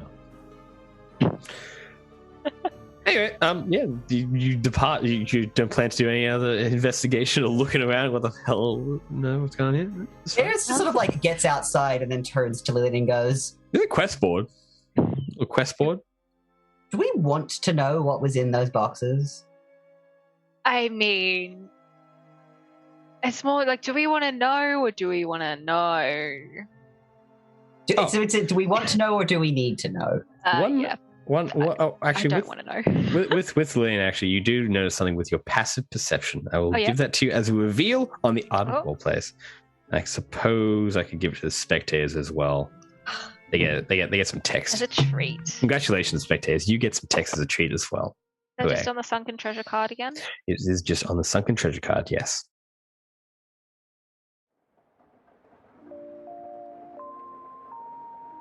Ready. Oh, that's just my phone's camera deciding it doesn't want to focus. Mm-hmm. Good. So, give me a sec. I will. And with that, I will let you have that second, and you can decide what you want to do that after, of course, the lovely Mog and Asash have their time. Mog and Asash, you arrive at the Temple of Lavinia. Inside, you see the kind of beautiful kind of sculpture-esque pictures of Lavinia, and as well, of course, you already had the reveal for the entrance of the temple, which is, of course, just here on the dungeon card. So feel free to have a look at that. And you see there are obviously still some priests around, but they're not like clerics or paladins per se. They're just simply priests of St. Alban. What would you like to do? Was the dungeon card you said? The dungeon card, correct. Ooh. Ooh. Ooh. Once I get back into the app, we'll see what it says. Yeah. To get back into you two not being really answering right. That's fair. It's a lovely looking building though. So Asash will look around, and Asash is sticking out something like a sore thumb because he's 6'6" and wearing furs and rags. And he's never been in this temple before, I don't believe. Mm-hmm. I think the both of us stand out because Mog is 6'2", also 6-foot-ish kind of thing. Not 6 foot, not nearly 7 foot, but close. So 2 very tall people enter the building. 2 very tall people enter the building. So Asash just gonna wander around, just chill, just like. I thought he was looking, just like, wow, this is definitely a very big building. He'll probably say in Orcish, are all of the temples you visit like this? Or this big? A lot of them are bigger, actually. Very impressive. It's fine architecture, and he slaps the stone wall. Makes a little clap. You can fit so much worship in this bad boy. Mm-hmm. Yeah, exactly that. It's a great place for worship. And you hear that sound, that reverberation. I forgot what it's called. Feel the serenity. Look at that serenity. Yep. Is the man around? Sorry, I forgot his name. The churchman. Church. Man is correct. Man? It was indeed Brother Man. Brother Man. Brother Man. Like you asked one of the priests. And like, yeah. I'd like to go to one of the priests. And be like, oh yes, Brother Man is indeed here. I can go fetch him for you. He is in meditation at the moment. And like, you kind of like he like goes away for a little bit. Like he's like, you can actually see Brother Man like you realize like he's in the corner of the room looking into the fire. You can kind of notice him when you first arrived, but he is there. And they like touch his shoulders, like, Brother Man. They it is Mog and Asash here to see you, an individual by the name of Asash, from my understanding. And he like rises up from his position and kind of looks to the both of you and comes over. He is clad in his St. Alban regalia, and the Knights of St. Alban, or the Church of St. Alban, has quite beautiful decorative, like, white and gold and red. They tend to like focus around these colors primarily. And he like looks to Mog and kind of gives a contemplative like, "It's good to see you again, Mog. It's only been a few days, but it feels more like a lifetime, I think, for many of us around here. How can I happened in between those days? How can I be of help? I want to know if our services are of any use here. We are both healers. We can help you in the church, and I also, most importantly, want to know how you're going running this church." He kind of like thinks about it for a little while, and you've not known him to be particularly introspective in the time you've known him, but he like takes you like aside, like, "Please walk with me if that's all right." And he kind of like takes you outside to the fields, to the gardens and stuff like that.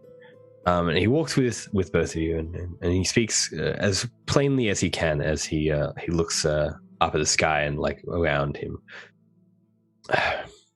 I've been in reflection. I've thought of much, and I've been trying to communicate with St. Alban and Vanathar to seek some wisdom, some understanding of why and how Uther might have slipped past our notice. You know our practice well, Mog. We see things before they tend to come to fruition, for we are knights, if anything, to restore and protect the natural order, or the order that people can feel safe and good in a world that is not always so. It vexes me. I worry that my faith might be being eaten from the inside out. We look to the horizon often. You know this well, Mark. We do not think of our own internal conflicts as much. We think of what people around us are feeling, how they are suffering, and how best we can ease that suffering with blade and with action. And when healing is needed, we will offer it, but it's not always our first stay. We tend to go for those more higher issues that people cannot protect themselves with. And we felt that this was right, but now I'm lost in what is and is not what Vanathar wishes for us all, or St. Alban wishes for us. Perhaps you have some idea of how I can better commune with St. Alban to try and rekindle something that I feel might have been lost to us all. Yeah, absolutely. Firstly, I feel like you cannot force Albion and Vanathar's love. You need to accept it when it comes. You can't wait for them to tell you, that you're doing the right thing. You need to, be strong in the person that you are and do the things that you love, that you respect about yourself. We're the knights. We help people. So if you're looking for answers from Albion, I think you need. This is what I do whenever I am down and I don't feel the love from Vanathar. Is I go out and I heal people, and you feel the love from the people, and that is where our gods like to show their love. You need to accept that they're not gonna. They're there, and prayer helps. But the love from the people is where they will really shine through. It's true. I pray every day. I'm a cleric, as you know. You understand our practice and how we communicate with our gods. And take this field before us. And he points out towards the field, like further down the south of town. This field used to be something that the clerics and priests of Vanathar would... the clerics and priests of St. Alban and Vanathar, of course, would take great pride in. It was a process to humble ourselves in order to maintain our connection to the people. It was to bring food to those who are hungry. It is owned now by others. It was sold to ensure that we had enough money and influence to combat the plague. But I wonder if our roots may have diverted at some point, if our own goals and perceptions of ourselves were warped by some other entity. But it's worth considering at least, I suppose. Perhaps you could help me with something then.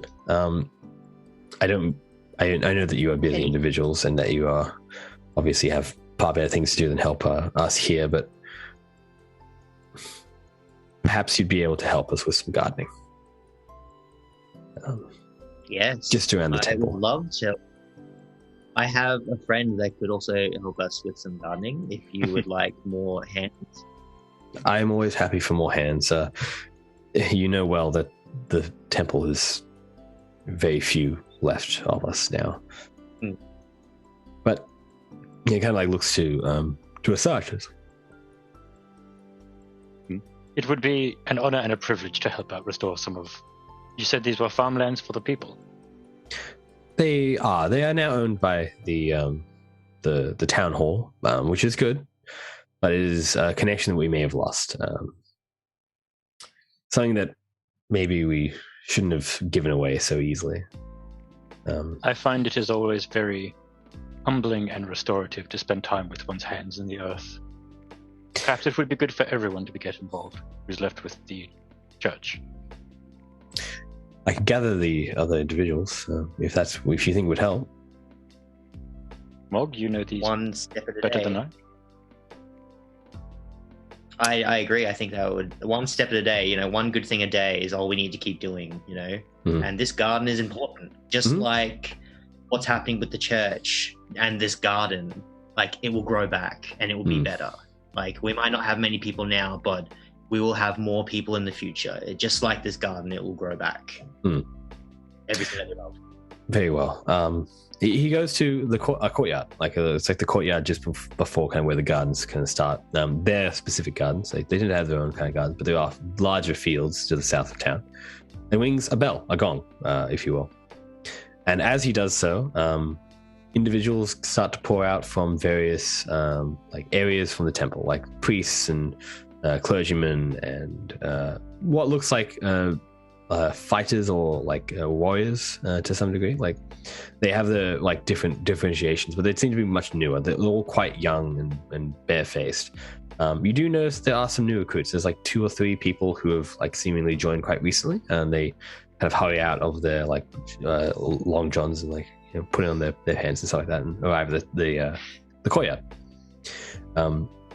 And Chaz man, he's like, brothers, sisters, we have been blessed with a visit from Mog, one of the individuals most attuned and respected among the paladins of St. Alban, here to assist us in potentially a restorative process with, of course, the assistance of his companion Sash, which I'm sure some of you have already heard are considered to be the heroes of Havensburg for dealing with a great dragon that has befallen our town. This is a dark time for us all. It is not easy to see this pain that our people must endure with plague and with the loss of its leaders and all these things. But let us take our time now to put our hands to earth and to try and rebuild some of our own strength so that we may bring that strength to others. I do not wish to see this Church of St. Alban become a force to be reckoned with in the way that we are to punish those who would disobey what we believe to be right. It is hard to have this perspective, but with wisdom, we can find our way through this darkness. Please come. And he instructs half to go with Mog and half to go with Asash. And you take them out basically to an area of the gardens. It's relatively fine gardens, but you feel like there's not a lot of room for things to grow. There's like stone pathways and stuff like this, all spread throughout this kind of garden area, as well as like stone brick walls and stuff like that, which seem to like be more of a defensive fortification for the temple,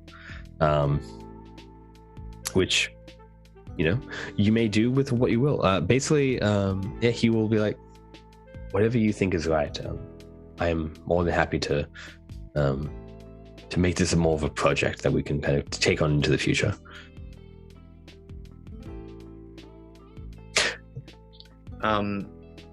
Mog has he's got no nature skills of any kind. He kind of is not very good at gardening, but he's going to try to help. And any boulders, anything big, he's going to try to move out of the way and just try to. All he knows is organize and routine. So he's just going to try to make it an area where people can walk through and go on their daily prayers. Yep. And so you try to generally organize. Yep. So you'd like to basically break down a bunch of the stone in the area and then move it to a place where you can it's not in the gardens area. So you do whip up some of the the steps and stuff like that, and the large kind of boulders. As you do this, there's a central platform, which is a little circle, which has the symbol of Vanathar on it, as well as some kind of symbols.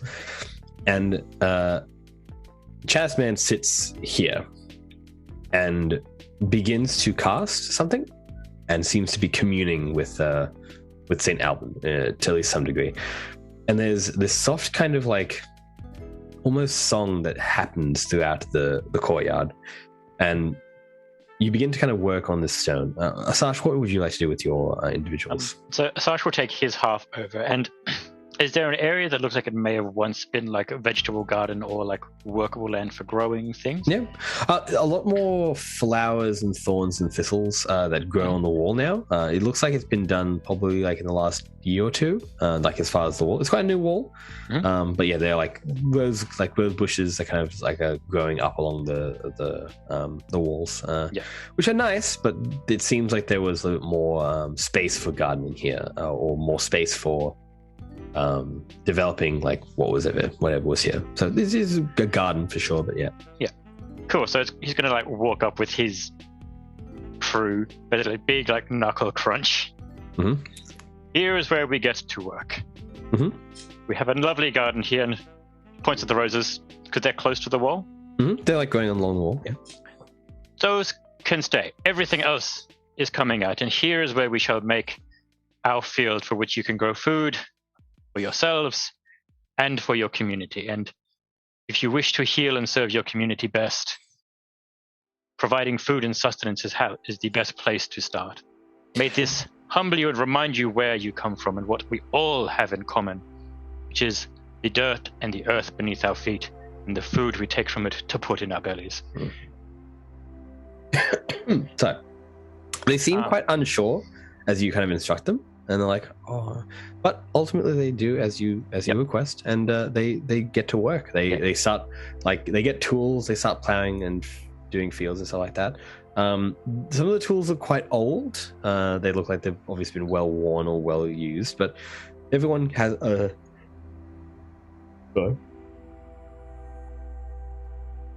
everyone has a tool to use and gets to work. And it takes some time. Like, it takes about an hour or two. Like, and people start getting really into it. Yeah. And as this is happening, Brother Man sits and contemplates and thinks and listens, and this kind of like rhythm starts to come from each of you, from the people working this place, and you start to see the courtyard transform. And as the courtyard transforms, you can do me a wisdom check, or a religion check. Let's say a religion check. Can I do a wisdom check? You could do a wisdom check, and if you have religion, you can add that as well as your proficiency modifier. It's funny that me, the paladin, is 0 in religion. You can learn those skills through time, but yes. Yeah. Okay, 17. Sash. Yes. Yeah. My computer cooperate with me for half a second. Get above 15 and things will happen. Nope. A shame for you. That's all right. You feel a kind of shift, or something clicks into place, and you feel this this warm kind of feeling of purpose that drives you. It's a little fire, a little light. It's just kind of turns on inside, and you feel that you are doing good work, and it brings a tear to Man's eye. Mog, you feel this as well. You've known this feeling before. It's when you first really joined the Church of St. Alban. It was this sense of purpose in a life without purpose. It was a sense of having an ability to do something and feeling that something could bring more to your life and your world than simply just going through the motions. And it's almost as if you remember this feeling like you forgot it somehow, or like it was just not quite there before, and you feel closer to your God. Cash money. And as do everyone else here. They start to chat and talk, and it is almost a camaraderie that exists and starts to rise up in the people here. I'll leave you guys with that. I'll get back to Roman and Steph as they're finishing off their deliveries. Steph, did you get that reveal after all? No. I think my phone is being a butt. That's right. Give it to me. Yep. You can always make your. Should we double check this? Try one more time with the treasure card there. I believe in you. You can also reduce your settings to like your settings in case you think that might be the issue.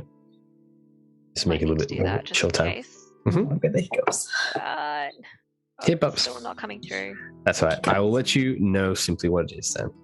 So on the back wall, you see a portrait of a brave-looking, bearded man. His gaze perfectly captured by the artist, now faded with dust and time.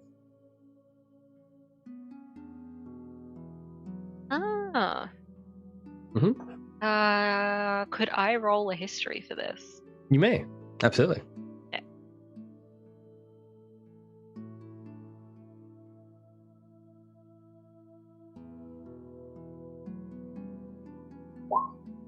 $14? 14. You are aware there is a legend of this figure that you kind of recognize the figure. There's like a legendary tale that you've kind of acquired as part of your like knowledge and research and stuff like that, of an individual of Namanarian descent who did something great, but it's hard to say without a name to go by. And you think you can see a plaque potentially on the portrait, but it is kind of further, like it's behind the bar, so you'd have to go up close and like dust it off and shit like that. So, but You are at this point leaving the bar. It's just something that you notice as you start to head out, and you like look back and see it. So it's up to you what you'd like to do from there. Bear's still got that look on his face, like I kind of want to know what was in those potions. I want to go back to Chris and find out. Just like, you reckon she's gonna tell us? Nope. But unless we want to go and have a look at something we've already delivered, which might not look great either. I give it like 30 minutes to an hour for that old man to fall back asleep again. So you're saying grab a drink and wait? Yeah. At the bar? Yeah. At the Badger's Day bar? Yeah. Oh my god. Let's do it. Oh boy. Yeah, absolutely. Yeah. There's a huge menu of drink items and food items. Wow. Why is Bear's like kind of like, why is this place empty? There's so much. Kitchen Nightmares taught me anything. The larger the menu, the worse the food is. God, I love Kitchen Nightmares. How good is Glenn Ramsay Kitchen Nightmares? It's so good. UK, not US. I'm sorry, Random US. plug 4. Yeah. Baird will actually order alcohol this time, but something weak. Weak?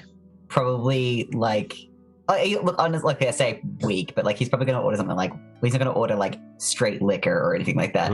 He's probably just going to order some like a liqueur, a glass of wine or something like. There's liqueurs. They have liqueurs are strong as hell. But if it's fancy, would they not have mocktails? Baird wants to try alcohol. Medieval society doesn't tend to have too many mocktails. But you also have fresh water in here. So. Yeah, as I say, it also doesn't have fresh water. Who said it was fresh water? It's just water. All of you to assume. Why do you think the disease has been happening so bad? Come on, guys. All of you to assume this water is fresh. Weird flex. No, Baird. The reason Baird didn't drink alcohol is because he's used to being told not to drink alcohol because it makes his blood taste bad. So now he's like, I'm gonna drink alcohol. He's having his teenage rebellion. He is equivalent. By drow years he's like 90. In human years he's like 19. Like he is a child. Oh my god, you're underage. You can't drink this alcohol. Yeah, could you? Technically he's underage, but ain't Not nobody even after double digits yet. Mm-hmm. Well, no, okay, he is technically like, okay, we're a game based in Australia. He's of legal age. Yeah, he's of legal age. It's true. That's true. We're game based in Australia. We're all Australians here. Yeah. G'day. Sorry for those Americans out there waiting until 21. Yeah, Gonza, mate. I thought it was 25 or something like that. Who was it, 25? It's 20 in Japan and it's 21 in America and Canada, I believe. I think it's Canada as well. I can't remember. Probably is a place it's. I think the UK is 18. Probably. Oh, yeah. Anyway. Not the point. Baird is old enough to drink. You said you like Fantasyland. Yeah, you go back to the bar. It's like, oh, you're back. We changed our mind. We feel like after making all those deliveries, we need a rest. So we'd like a drink. You'd like to book a room? No, just have a couple drink. sweet, just the right. Just a drink. Just a drink. Just a drink. Just a drink. We just need to sit down for a little bit. Relax. Just a drink. No. Baird sort of like leans away, like, ugh. Just a drink. Drink. Yeah, it's a bar, right? Okay. And he goes to the back room. Goes to the kitchen. And he starts rummaging around. You can hear it like in the back, like rummaging Baird around. just looks at Lily and is like, this is a front. He comes out with like 3 bottles and he kind of looking at them all and like brings them over. He's like, and he starts making a drink. And he makes it quite well. He's like pouring all the like liquids together and he like shakes it up in a nice little drink. And gets like some nice looking glasses and like kind of looks at them like, oh. And like they're quite dusty and old looking. And you see him like flick a prestidigitation at both of them and it's like, and place them down on the thing and it's like pours the alcohol before you guys and it's like, that will be 1 gold piece for each drink. Oh my like look at Bear. Bear just like stares like That's probably like why. You didn't even let us order. Oh, you said you wanted a drink. Yeah. Have a menu. Oh. Why do you have a menu if you Do just I? make it? Oh yes. Oh, that's a very old menu though. Are you okay? No, I'm not okay. What? Who's okay? Clearly not. I mean, this is a pandemic. There's a lot of disease out there. You know, I don't think anyone's really okay at this point. But I mean, you know, I'm fine. I think. Yeah, I think so. Thanks for asking, though. That's really nice of you, actually. Oh, you're so touched.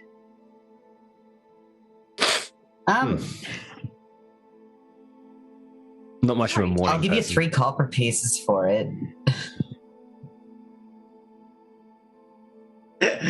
I mean, since it was a misorder, technically. It was a misorder. He tries to think about this for a bit. He's like,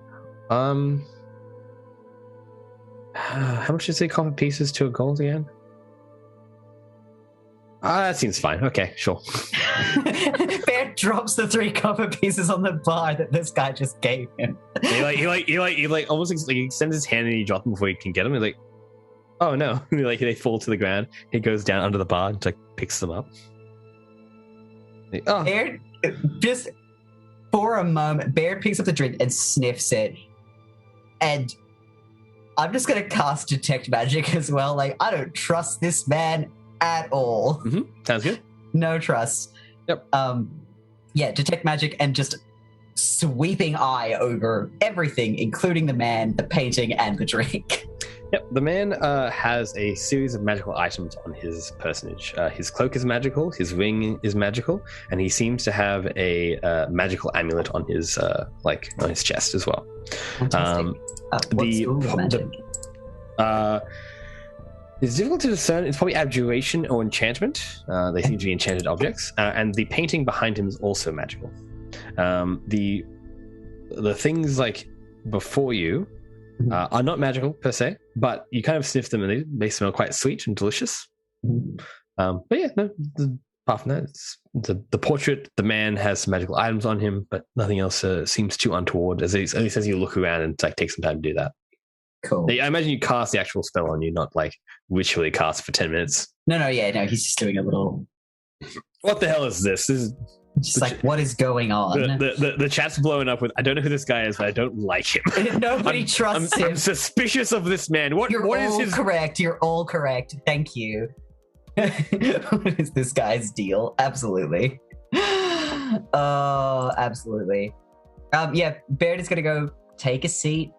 And he will he will specifically not drink until Lillian drinks first because she handles alcohol better than he does, and he wants to know how strong it is. They're in like martini glasses as well, so with a raspberry in like raspberry little stick in there. Yeah, Baird's gonna eat the raspberry. Before I leave the bar, I'm just gonna. Just while you're here, I just can't quite read the plaque on the painting, and it's a very impressive painting. So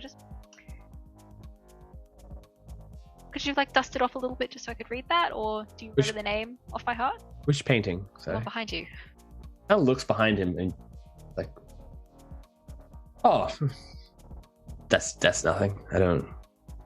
What about the painting? Oh, I'm just curious. It's special interest, you could say. I just can't read the plaque. Doesn't seem that interesting to me, but he's like, doesn't seem that interesting to me. I mean, I don't think it has a name on it. Sure. Thanks. I go to bed. Do me an insight check, if you will. You may do an insight check, or you can use your passive insight. You may request insight perception checks and that kind of stuff. But you'll do passively things, like there's potential you get a passive, but I think you are trying to figure out this guy's deal, so we'll do an insight check for this. 23. Awesome. Okay. That was a nat 20. That's a nat 20. Oh, look. That should be the chat. The chat's prayers have been answered. You can now learn a little bit. Figure out this whole man's deal. The entire chat was like begging for the nat 20 because nobody trusts this dude. Yeah, clearly, the chat we should have done the thing where the chat can like pay money and like make the nat 20 happen. Yes. But spend bits for rolls. You notice that he almost doesn't seem to see that the painting is there, and you suspect that, given your knowledge of arcane and magic and all kind of stuff, that it is magically enchanted, that he doesn't really perceive it in the same way that he normally would. In fact, given that how he has acted the entire time, you suspect that he doesn't quite know that reality is there most of the time. He has the baseline like understanding that things are real and he is here, but he doesn't seem to connect things together. Like, they don't like input here, input there. These two are separate things. They seem to like, he just vaguely wanders around. It's a vaguity of his like mind that seems to be palpable to your understanding. Seems to be specifically to do more than anything else with the painting, but it's hard to say. Like he's obviously chatted with you and gone back and forth, but the painting seems to have something more like vague in his mind that doesn't seem to register it as something that he needs to look at or even know about. Mental blank spot. Insight. Okay. Did he look like the painting at all, or did he look like the?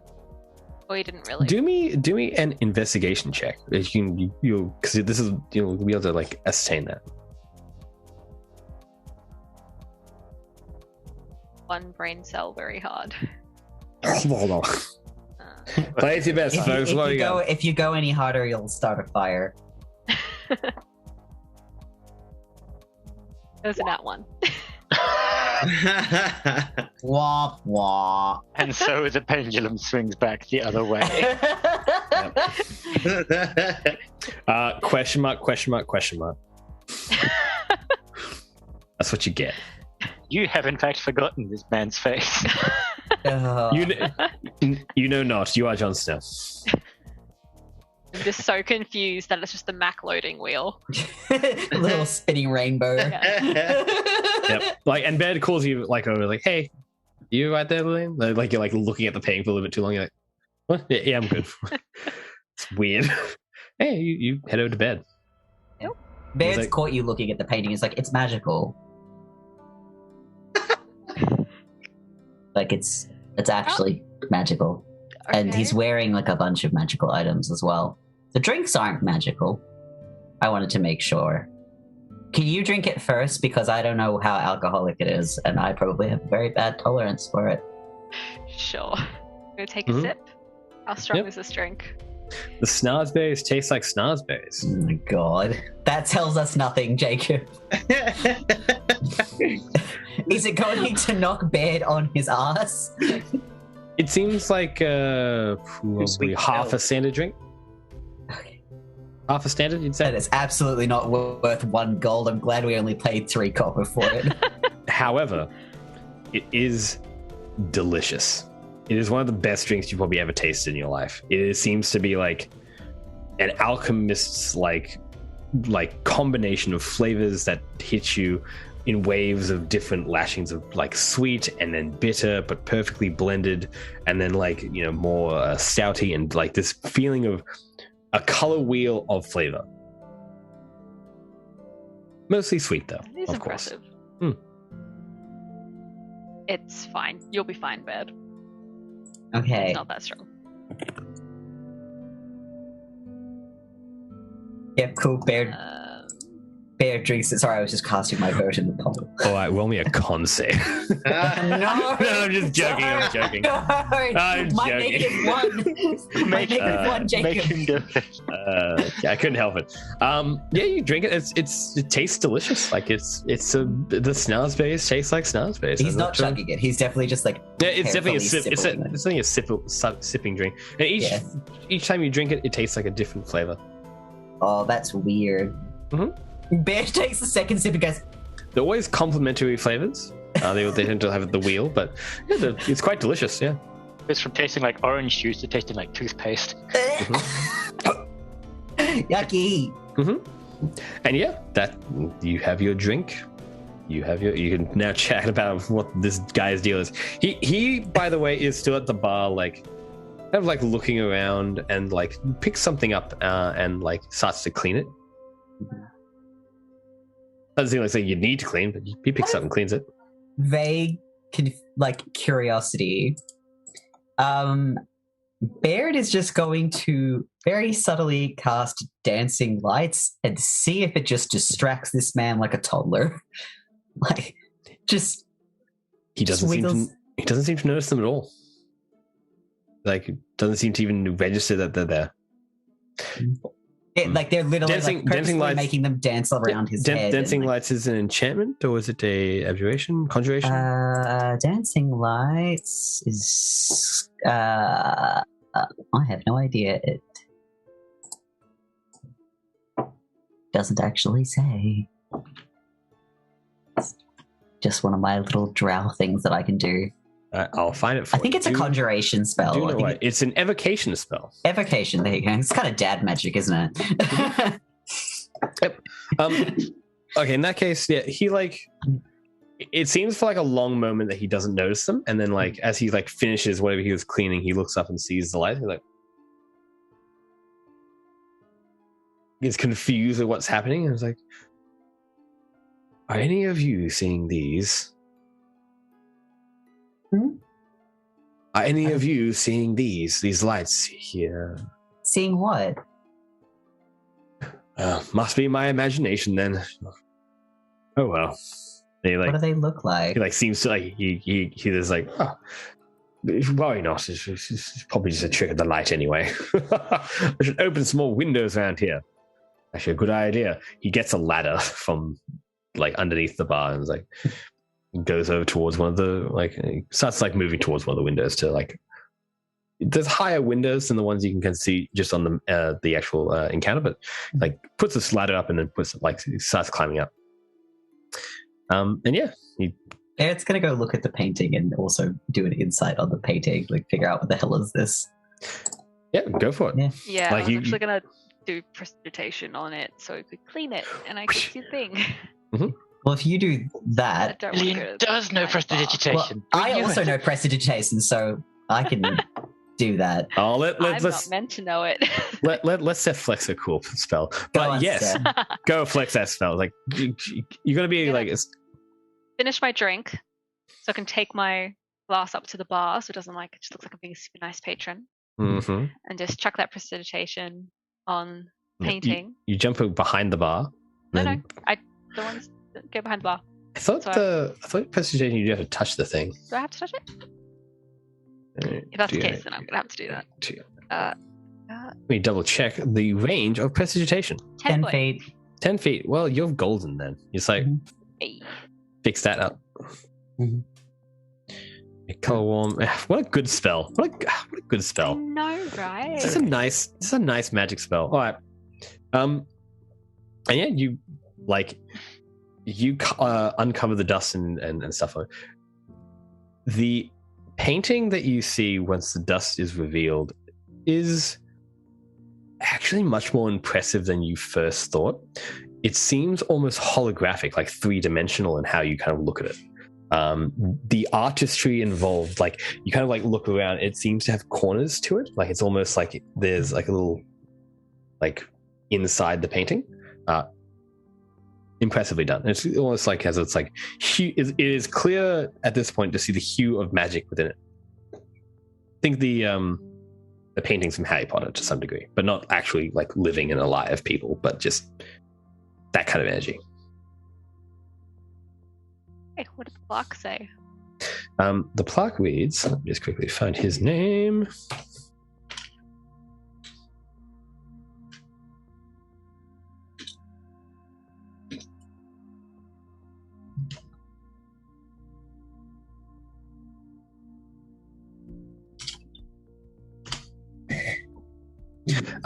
The name is Arthuriel Albin.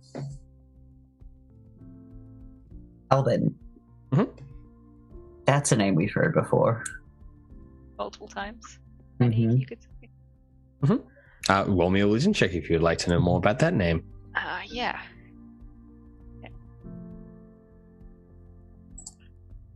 Not the history that you were looking for, but a different type of thing.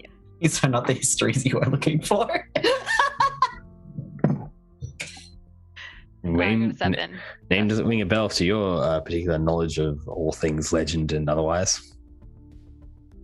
Can I roll a history check? You may. You may roll a religion check if you'd like to know the name more specifically, or you just get different information from doing one or the other. So what's the check? You may choose between religion or history. It'll just depend on the context of the information that you will have on hand at this exact moment. I'm going to go with the history check. Sounds cash money. 22. Yes. All right. You know that this individual is Saint Alban, basically. The legend of Saint Alban is that he was a mortal man who was given the powers to be a saint by the god Vanathar, handing onto him powers because he acted in the best interests of those around him. And he, like a regular human man, but this doesn't appear to your knowledge like an actual representation of what the person would have been. It seems to be some kind of... It's very hard to kind of tell who this individual is, but obviously you don't know what Vanathar like physically looked like. There's not like pictures per se. There's probably some rare instances of where you could know this kind of stuff, but not off the top of your head. But yeah, it's at least some kind of relation or connection to like Vanathar. Shoot. Mm-hmm. That's a impressive painting. Yeah. In the war that happened, basically, like, there was this prediction that Vanathar had that things... not Vanathar, this prediction that Alban had that things were going to go wrong. He tried to tell everyone, very similar to like the kind of oracle prophecies that no one listened to, and then bad things happened, and then he took the reins and when this is going to happen next, so we are going to stop it. And with a gift of foresight, he was able to undo great evil in the world, in specifically the country of Naminar, because it was between the forces of good and evil who was wrestling to try and take the great wells of life and death, basically, from its natural state in the order of life. And from that, he was he was a Naminarian. He was his origin was a Naminarian, of some repute, but not a noble born. He was simply a man who took his destiny into his own hands and made great change. Is this the painting? Yeah. Sorry. Yeah, this is your knowledge of the painting, and he was Alban. Yeah, as you said, Baird's first thought is we should tell Mog. Mm-hmm. Definitely agree on that one. I feel like Mog might be able to offer more insight. Also, this guy is weirding me out, and I kind of want to leave. Now that it's a bit clearer, can I kind of like compare the painting with the dude again? Mm-hmm. It looks like him, to be honest. Just gonna point that out to Ben and be like, do you see a resemblance? Bear's just very pointedly thinking about the comment that he made. It's just like, remember how I said I'd been on this planet, or this plane longer than he had? And he said, really? Or do you think, whatever it was that he said? Yeah. Oh, no. You ever just, maybe you've been somewhere way too long and you start to go, cuckoo bananas? Just maybe on the wrong plane of existence for too long, or something. Maybe. Concern. Just Jacob's face being like... Yep. Maybe we should go get... I want you to know as well, I set this up a long, long time ago when you could have gone to the Badger's Day Inn, but you never went there. You never went there. She's like, maybe we should go get our religious person and our healer. Mm-hmm. You know, our orcs. Getting back to those guys. By the way, smash cut.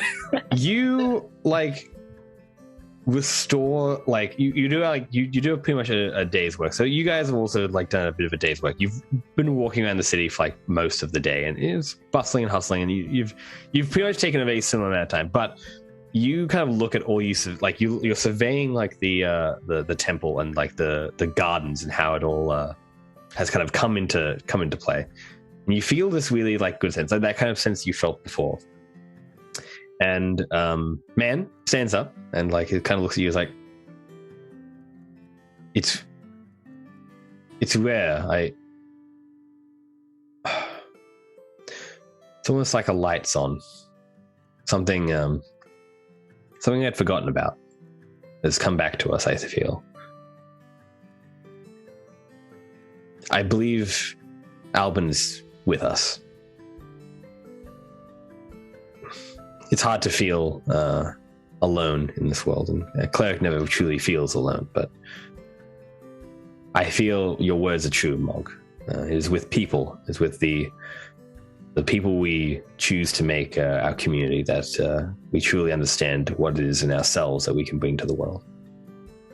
I thank you both for this time. I apologize it was not more entertaining for your usual adventures, but it is by no means a small task to take time to be with people and to give something to their lives that has meaning, and you have given us some meaning this day. I want to thank you for that. I'll let them resolve what they need to resolve, but please come back to the temple entrance, and we'll discuss more in person. He takes you back to the temple entrance, as you guys know well already, on the dungeon card. And you, some of the other priests, some priests do leave, others just keep working on it. They keep working on the gardens. They are jovial. They're cracking jokes, making remarks, being friendly with one another. They're having a good time what they're doing. They it's getting to about dusk at this point.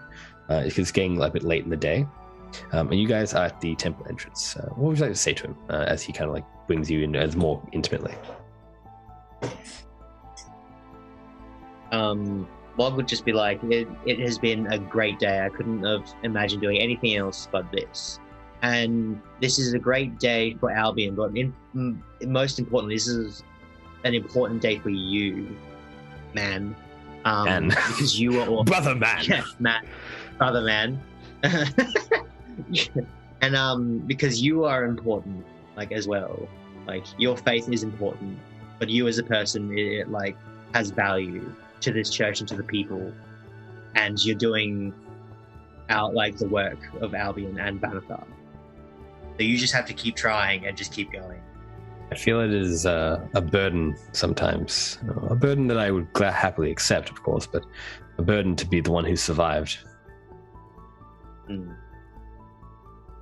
Of course, I couldn't imagine. He kind of looks at you and laughs a bit Oh, I did fight a dragon, so I'm sure you can understand what it's like to survive. It looks like you both have had harder lives than most people, but I thank you for today. And it's at that point that Lillian and Baird arrive, basically to the temple of St. Albin, having come from any top cut flowers or anything within the temple at the minute? Not at the moment, no. Any? Not cut flowers, no. There's flowers, growing flowers, but not in the Cool. in the wall. Anything prominent that's not in bloom yet?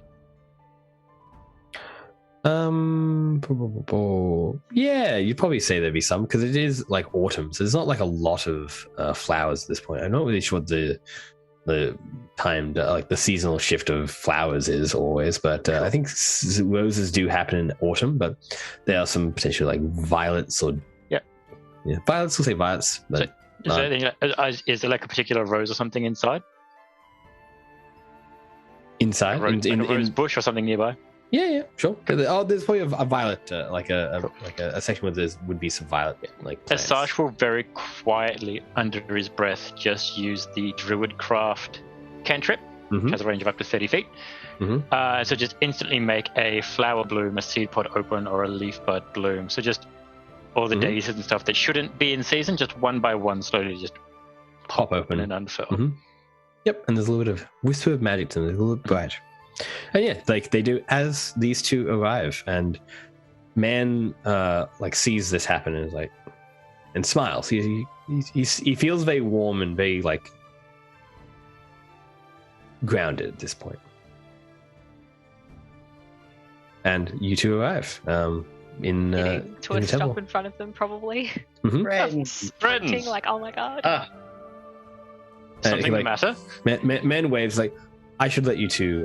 Like, I'll let you get reacquainted. But if you ever need anything, do let us know. And he like takes his leave slowly. He's like, it's good to see you both again. We wouldn't be here without you, I'm sure. Travel well, and he leaves.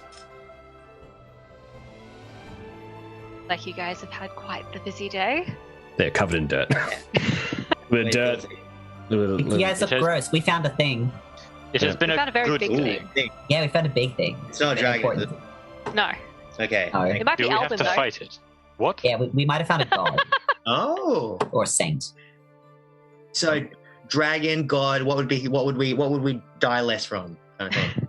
I don't think he's we're going to kill fight us. this. Oh, okay. He seems kind of doddery, to be honest. Like, the lights are on, but no one's home. Sounds like a fun god. I'm pretty sure that if you were on the wrong plane of existence for an extended period of time, you also would go a little bit. Did you want to come take a look? Yeah, absolutely. Right. Absolutely. I'm dirtied up. Of course, I want to go take a look. Where is it? Yeah, You probably have let's go taken meet your off your- saint. Let's go meet your saint while you look like you've been rolling around with the pigs. You've probably taken your armor off at this point, just because it is No, almost. I don't have my armor anymore. Oh yeah, you traded in, So I didn't you? gave it to the dude. To enchant it, So yeah, I've of just course. been in like, so I've got garment like kind of clothes that would go with the armor, and so I'm just wearing that with like some Just rocking a gambus. the leg hand underneath. As soon as Mog muscle said, out. like, oh, sure, I'll just go all dirty, Lillian will just, like, look at him, cast precipitation, and just, like, run off. Like, not comment on it or anything. Mog hasn't even noticed. Like, You got places to be. Places to be. A good day today. How could it get any better? Let's go meet your actual patron. You travel up. It gets to about nighttime by the time you actually get up there, and he's there opening windows still. Oh my god. In the time you've been there, he's like, he was opening windows when we left. This guy is weird. he seems to have just finished, but he's like, he like looks at the ladder for a solid minute, and as you enter into the inn again, he doesn't seem to notice you really. Okay. I'm gonna, like, drag Mog and Asajj over to the bar and, like, point at the painting and be like, okay, so painting of Saint Alvin. Let's Point to the barkeep. Resemblance? let me just try good old zero religious check. I have no idea what I'm looking at.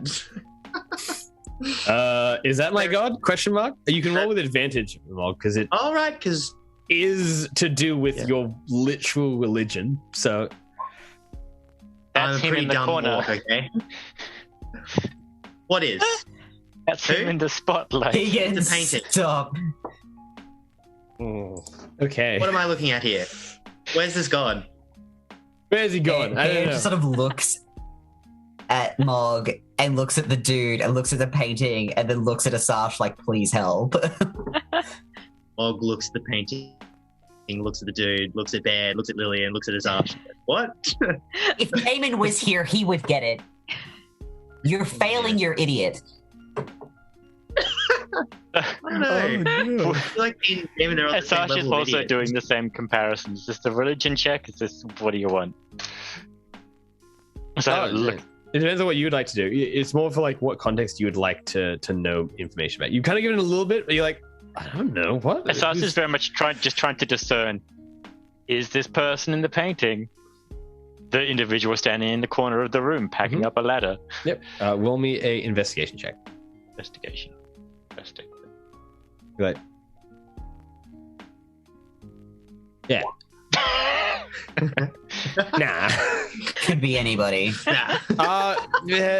Maybe a familial resemblance, but we haven't got the shrugs. We haven't really got the brain cell on this side of the room yet. Maybe related. We're still waiting. Yes, I know. We'll go talk to the people who know about religion and this kind of stuff, and we'll ask them. They get there like, huh? I don't see it. You're working the fields all day. I don't know, man. I don't think that's clearly the sun has baked your brains. And like at baked, like this guy like looks around and is like, oh, hello. Would you like something to eat? Sorry. Is it from the menu this time? What menu? Oh yes, of course. You could use the menu if you'd like. Would you like the menu? He like stands up, goes to the bar, and like takes the menu and like hands it to you. It's like, here you go. Let me know if you need anything. We have beer, plenty, and drinks and all that sort of thing. I look at the menu and then just like look slowly at Asash and Mog. Look to the dude, looking at Asash, look to the painting, and look Mog, to the dude, like, look back to them. Like this guy's clearly. Mog is like seeing everybody's eyes flicker everywhere, and he's just kind of like not sure what he's doing. So he's taking the menu, going, "I'll have a beer," and he's like looking at wherever you guys are looking at, just not sure what he's missing. Yeah. Yes. No thoughts, only elevator music behind eyes. No, look, I'll get you a beer then. Sounds lovely. Thank you. I look him dead in the face and like, thank you, and then look away. You are welcome. Everyone else is looking. You are welcome. No, you are welcome. No, you are welcome. No, you're the one who is welcome. You know what? No, you are the one that is welcome. No. It is what is you, your sir. name? My name? Well, I'm the owner. It's nice to meet you. That's not your name. Are you just the owner? Well, I'm the owner of this place. Yes, I'm the owner of the Badger's Day Inn. Do you have a name, or are you just the owner? Oh, I think it's John. My name's John. I think. Yeah, John. Oh, hello, John. John, it is nice to meet you. Oh God. My name's John. Yes, John. John seems good, like a good name. A good name for an owner of an inn. Yes. But a beer I will get for you. Anything else for you? Anyone? Sasha's now like looking very suspicious. Like, I will also have an ale, please. Sorry, from the chat, just John, not a godsmith. Shout out to the chat. The chat's been absolutely popping today. 10 out of 10. Very good. Yeah, you gotta love the chat. Props to the chat for a fantastic stream. Need more chat. Need more chat stream. But yeah, he goes like, and you are all good with your drinks, I take it? And he looks at the drinks that are on the table, like where you guys were. They're finished, but I imagine you finished them. He's like, you're good with your drinks? I'll be right back. And he goes and gets a beer and an ale. And then brings it back. And like, there you go. You enjoy your ale. And thank you. God. Will. Oh my God. Do you want anything to eat? Mo's kind of like swirling this beer around, like, hey guys, I don't have any coins. Like, you know. How are you broke? I spent it all on my armor. And Lillian's I literally got a woman down from 5,000 to 3,000. How have you spent it all on your armor? I only bought one thing. You did get a gift basket. We did get a gift basket. We got a gift basket with the little masks in there. Got a gift basket with little masks and toffee apples. It was very nice. Why didn't I get a gift basket? Because you didn't buy anything from... Spend 20,000 gold in one transaction. Yeah. Wow, you spent 20,000 gold in one transaction? Yeah. Mog is not very good at maths. Not very good with money. All right, you guys aren't allowed to buy things unless I'm there anymore. To be fair, you're too stupid. Oh, and they also traded all of their dragon bits, except for one bit. I've still got the I'm pretty sure. Still holding on to the skull. Mog held onto the skull. Yeah, you probably put in the bag of holding, to be honest, because... Oh, yeah. All of the dragon bits. Mm-hmm. I mean, think you didn't think to keep some of the scales to make more armor? We did. It was to make armor. Yeah, it was to make the armor. And to get the oath bow. It was actually mostly the oath bow, actually. Because the oath bow was... You know, like, the blood and, like, the heart and, like, the inner bits can be sold for more money, right? Oh, they were pretty much, like, decomposed. Yeah. Why? It was an undead dragon. Ew, gross. Yeah. Hello, a neighbor. Sorry, there's a neighbor cat at my window. Now, with that, while you have your discussion, as you sit down to have a lovely drink at the Badger's Day Inn with this curious individual, that will be where we will leave our stream for today. We'll start the quick wrap down as we are tended to do, with a little 5 minutes extra. But yes, so I'll call game there. Thank you all for coming. Thank you for playing. And thank you especially for the chat, for chatting with us today and watching some of the cool Ardent Roleplay and the spectator codes and all this kind of cool stuff. Been lovely to have you. Closing thoughts from everyone. Things you liked about the session. Things you didn't like about the session. Whatever you want to say, really. Just I like that. I like that we got a little bit of DNM in there. That was good. Yeah. I like a little bit of like character development. Real nice to have some little like soft chats and like orc bonding. A reminder that Baird is literally a child. I also love playing dumb characters. It is really fun. I've really been enjoying playing a slightly mean character. Like, I don't often play mean characters. I play man-eaters, but I don't play mean characters. Because I like being friends with everyone, and I like my characters to be loved. The hilarious thing to me is Asasha's coming across as really dumb. He's got an intelligence score of 14. I'm just really bad with the dice. You can build that build as much as you want, but the dice command you. Pretty much. I've been struggling a bit trying to like filter into how I'm trying to roleplay Lillian, so this was really lovely. Maybe solidified things a bit more. Yeah, it's been nice to have a chance to get in their shoes a bit more rather than just, oh my gosh, a dragon. Oh my god! I think it's always important to have like sessions like this, like we like, oh, like it's like the slice of life games. Like you can do some shopping. You guys did a lot of shopping. Like it wasn't too much of a shopping like mission where you like doing the numbers and the math and all that kind of stuff, which no one really loves too much, but. We got that kind of sorted out with some fun role play around it, where you were just chatting to individuals and you were like doing deals and trying to figure it out. I think it's a really important thing for character development and stuff like that, which was really lovely to see. And like you guys did really well with like just chatting with one another. I will admit, I got a little bit like choked up with Baird and like this, like the interaction. What was it? It was when you were walking back from. Yeah, and he was like, "Oh, it was sad. It was sad." Yeah, just like a reminder, like Baird has literally spent his entire life being somebody's property. He's never been a human being before. Oh, didn't even care enough to send someone after you as well. Like he's made specific attempts to get her attention again because, like, he sent those. The mercenaries to her because either like she was gonna give them the money and then send someone after Baird to punish him, or she was gonna kill them and send someone after Baird to punish him, and she did nothing.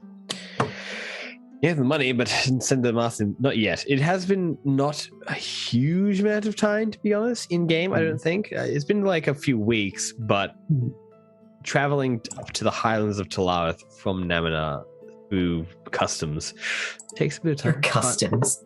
Yeah, because Namina has been border control is harsh. Yeah, like Namina and border, like when you were arriving in Namina, I was very specific to say like this is like some of the last days that Namina is not sealed by literal magic to prevent people from exiting it, because there was like builders and construction like workers and like magical like individuals placing a magical barrier between Namina and the rest of the like the wider nation, like the wider continent of Ruskel, because they feared that the plague would spread.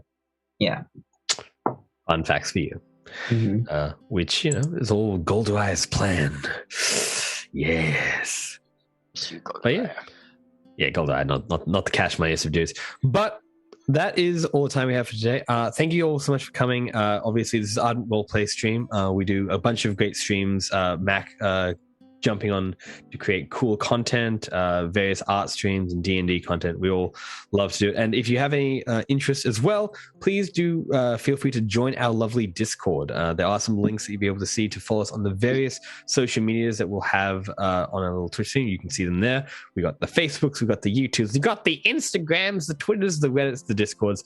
So do feel free to jump in and chat with us. We're always here to, vibe and talk about DMing or D&D or any other role-playing system that we can possibly think of. There's a whole bunch of games we love always checking out.